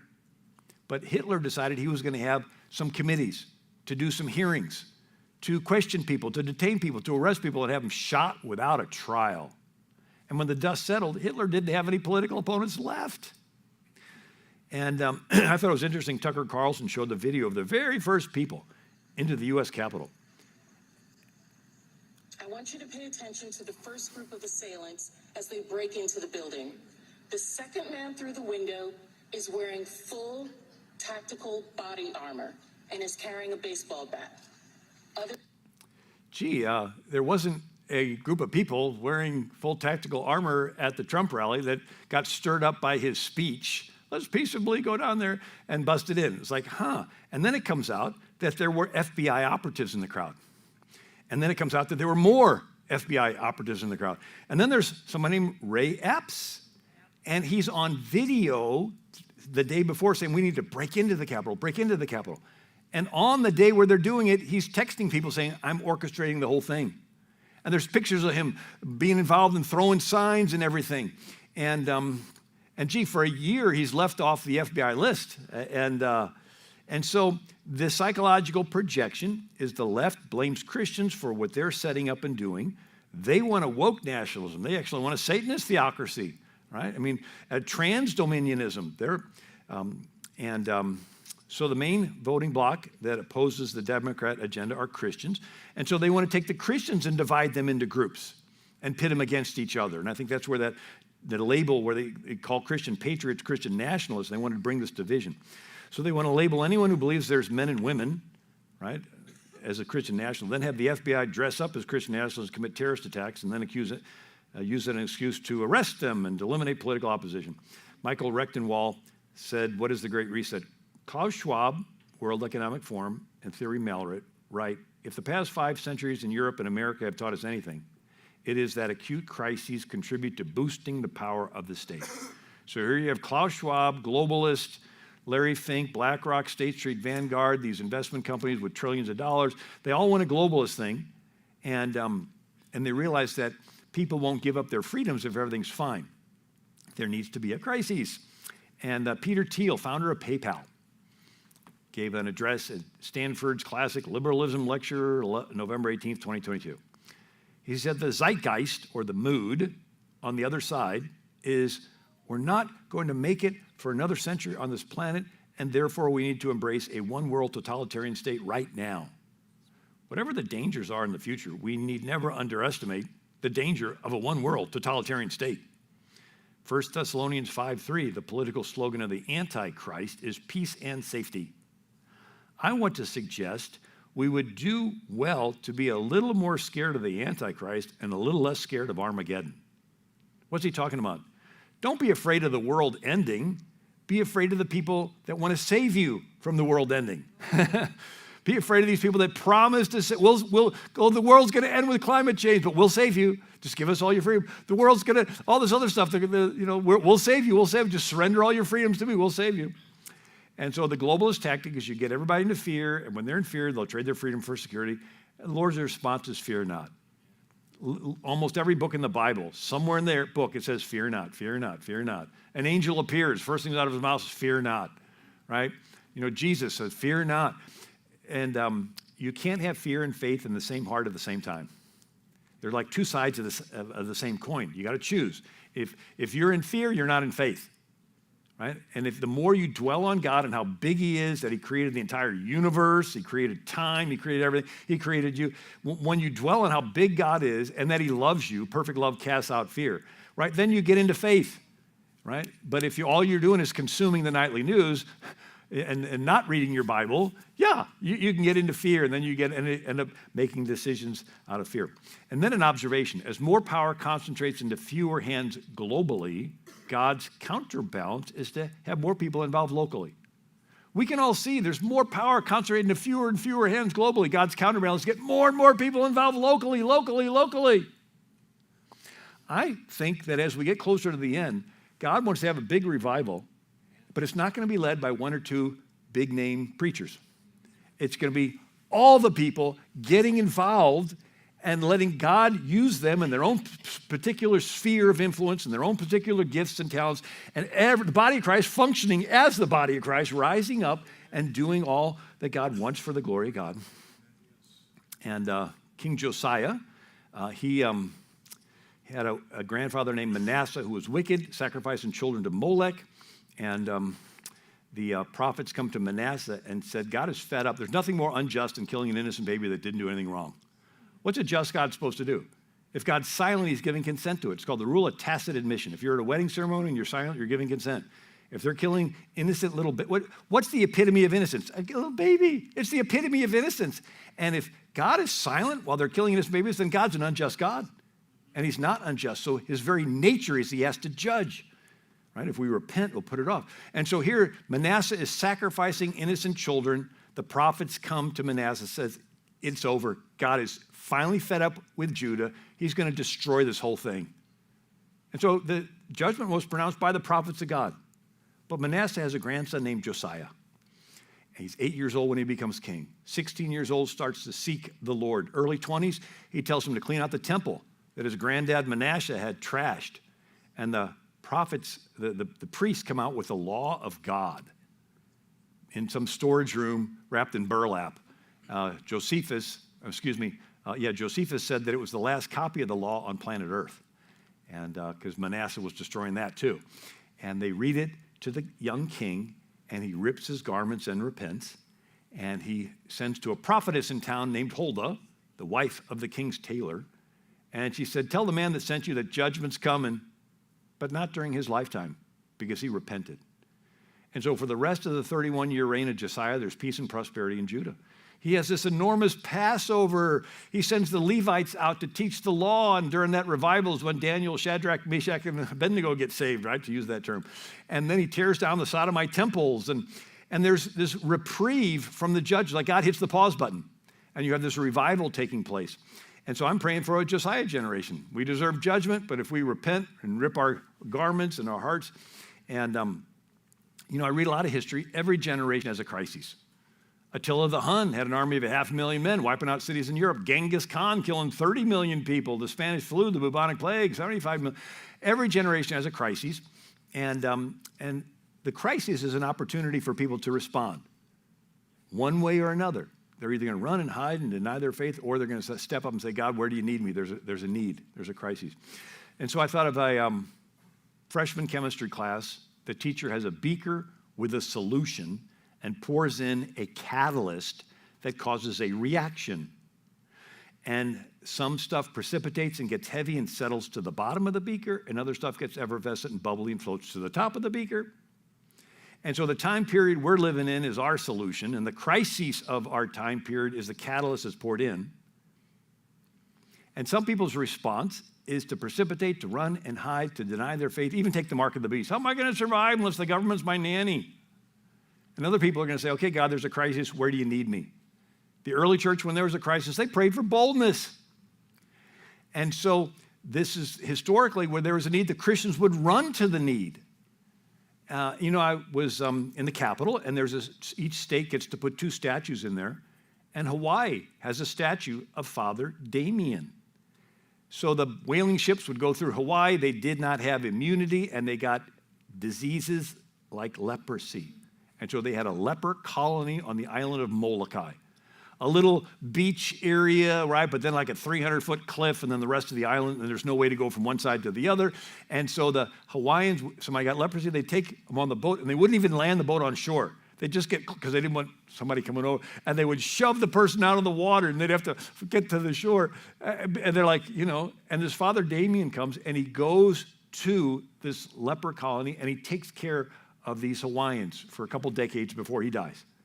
And the word had spread throughout all of Hawaii that here's this guy, and he's loving on them, and he's helping them and everything. They put Father Damien's statue at the Capitol in Honolulu and in the U.S. Capitol in Washington, D.C., representing Hawaii. Christians were known to being ones that run to the need. Instead of saying, stay away from me, oh, I might get something from you, right? And so this idea is that if we get through this crisis, there'll be another one. We get through that crisis, there'll be another one. Every generation has a crisis. And the crisis is an opportunity for us to do something. And so we looked at it. In times of crises, people panic and fear and surrender their freedom to the state. But on the flip side, it's in times of crises that people turn to Christ. So the same crises that people that don't have faith are going to submit to that same crisis is going to cause other people to turn to Jesus. It's the same crises, 2 different reactions.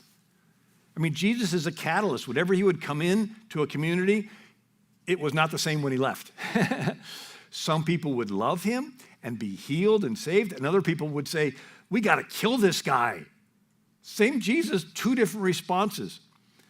Peter comes into an area, and there's a guy, silver and gold have I none, what I have I give I thee, and he gets healed, and runs and leaps and praises God, and the same thing, the Pharisees said, arrest Peter, put him in jail. Paul comes into an area, right? Some people believe there's miracles, and other ones want to stone him to death. And so we should expect the same response when we come into an area. Some people are going to love and receive the message, and some people are want to hate you, but we shouldn't be afraid of it. And if we tone it back because we're afraid of the negative response, we're going to be toning it back so you're not going to get the positive response. And so in times of crises, people turn to Christ. How many of you turned to Christ when everything was absolutely perfect in your life? Most of us, there's a crisis, debt, discouragement, divorce, depression, something that's bigger than you are. You're flat on your back and you say, help, and God in his mercy reaches down and delivers you. But then it's also in times of crises that leaders are raised up. What are the stories we love best in the Bible? Right? It's when there's a crisis and people that are small in their own eyes but big in faith and courage rise up and say, God, use me. And we're the bride of Christ, and every romance novel builds up to this decision-making moment, a forsaking of all others and choosing the one. I think God is intentionally pushing the world to a decision-making moment. And it's like he's pulling back the curtain. The Wizard of Oz, the little Toto dog pulls back the curtain. You see this old man behind the curtain, right? He's pulling the curtain back. And for the first time in my life, we're literally seeing Satan clubs on elementary school campuses. Satan worshiping Grammys. Satan trans clothes designers for Target. Satan statues in the Iowa State Capitol. I mean, Disney is coming out with a Little Demon, Daughter of Satan cartoon on FX, and Danny DeVito is playing the voice of the devil. I mean, it's like never before. It's like out of the closet, Satan, hello. And on the other side, people are being bolder for Jesus. And God's like, okay, we're getting close to the end of the romance novel. I need you to make your decision. Going to make it really clear, God, devil. And there are some people that are going to be so used to going along with wanting to be accepted and I don't want anybody to say anything bad about me. I don't want anybody to leave my church. I don't want to do, right? That they'll cave. And so there are those that are doing evil, those that are silent in the face of the evil, and by their silence, they're giving consent to the evil. If you're silent at a wedding ceremony, you're giving your consent. If you're silent when they're killing babies, you're giving consent. If you're silent when they're mutilating children, you're giving your consent. And there are others of us that says, you know what, I was silent for a long time and I tolerated something I didn't feel good about. And then I stretched the rubber band and tolerated something else I didn't feel good about. But I'm sorry, I can't go with hysterectomies on little 8-year-old girls because they went through a tomboy phase. I'm sorry, I can't go with castrating a little boy because he picked up his sister's doll and they cut the rubber band and it snaps back and there's a division. And I think God is pushing the world to a decision. You're going to have to make a decision. I think you're going to have to choose sides. And if you're trying to say, well, I don't want to choose sides because I might lose some results, it's like he's intentionally pushing you. You're going to have to choose sides. And so then I had this last thought that someday you're going to be dead. That's a nice thought to leave you with. So have a great day. I'll let you. But you're going to be in heaven because you believe that Jesus died on the cross to pay for all your sins. And when we've been there 10,000 years, bright shining as the sun, with no less days to sing his praise than when we just begun. Imagine you have been in heaven for 10,000 years. And you're walking the streets of gold, and you meet Moses. That'd be pretty neat. Maybe Moses will invite you over to his place.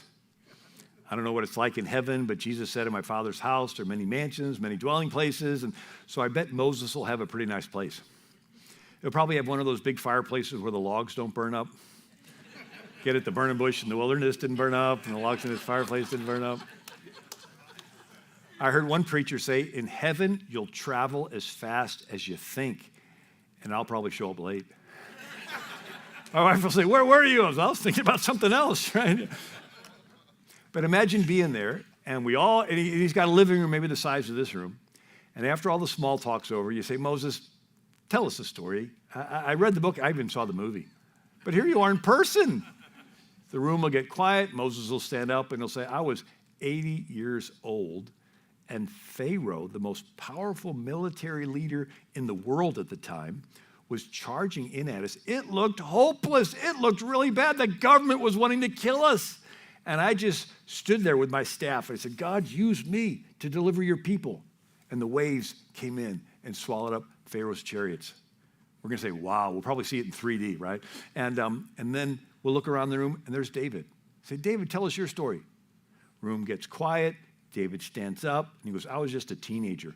And it looked really bad. 40 days, the Philistines were keeping us from fighting, and all these grown-ups are too chicken, and there's Goliath. He's like 14 feet, and everybody's afraid of him. And I said, well, enough of this. I took my little sling, went out there and hit him in the head, took his own sword and chopped his head off. And one by one, we're going to hear Gideon and Deborah and Esther and the Apostle Paul. It's going to be really exciting. And then everyone in the room is going to look at you. So you tell us your story. What did you do when it was your turn to be down there on earth? What were they saying about God in your country? Tell us, was it hopeless like it was? What did it look like?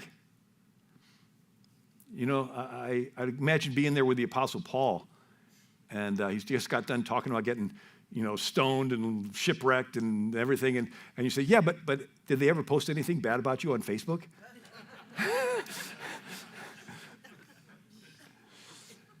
So here, they're going to all tell their stories, and then they're all going to look at you.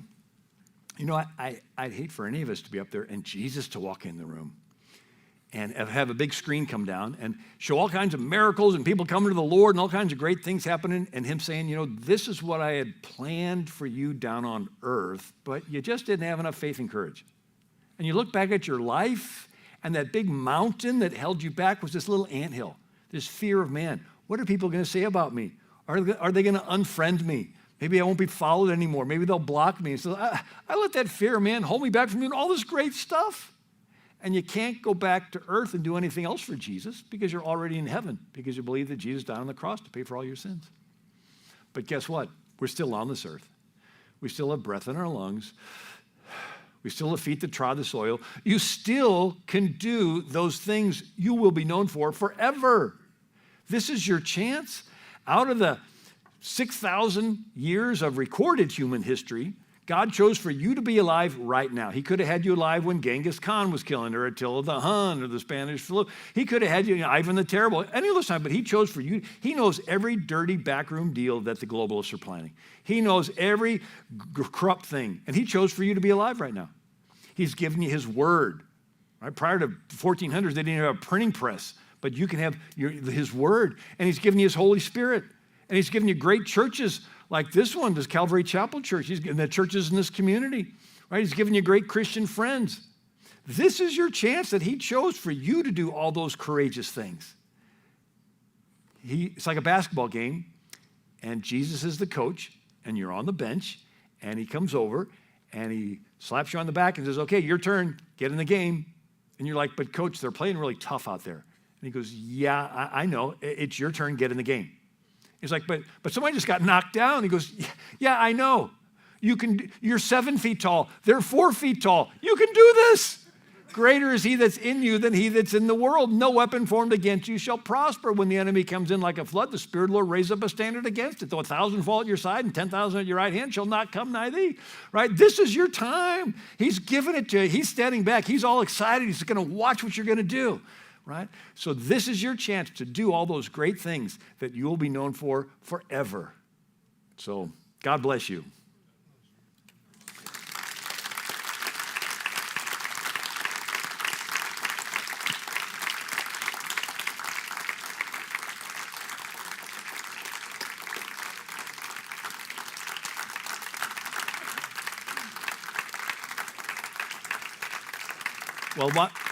Well, I'll turn it back over to Angela, and God bless you.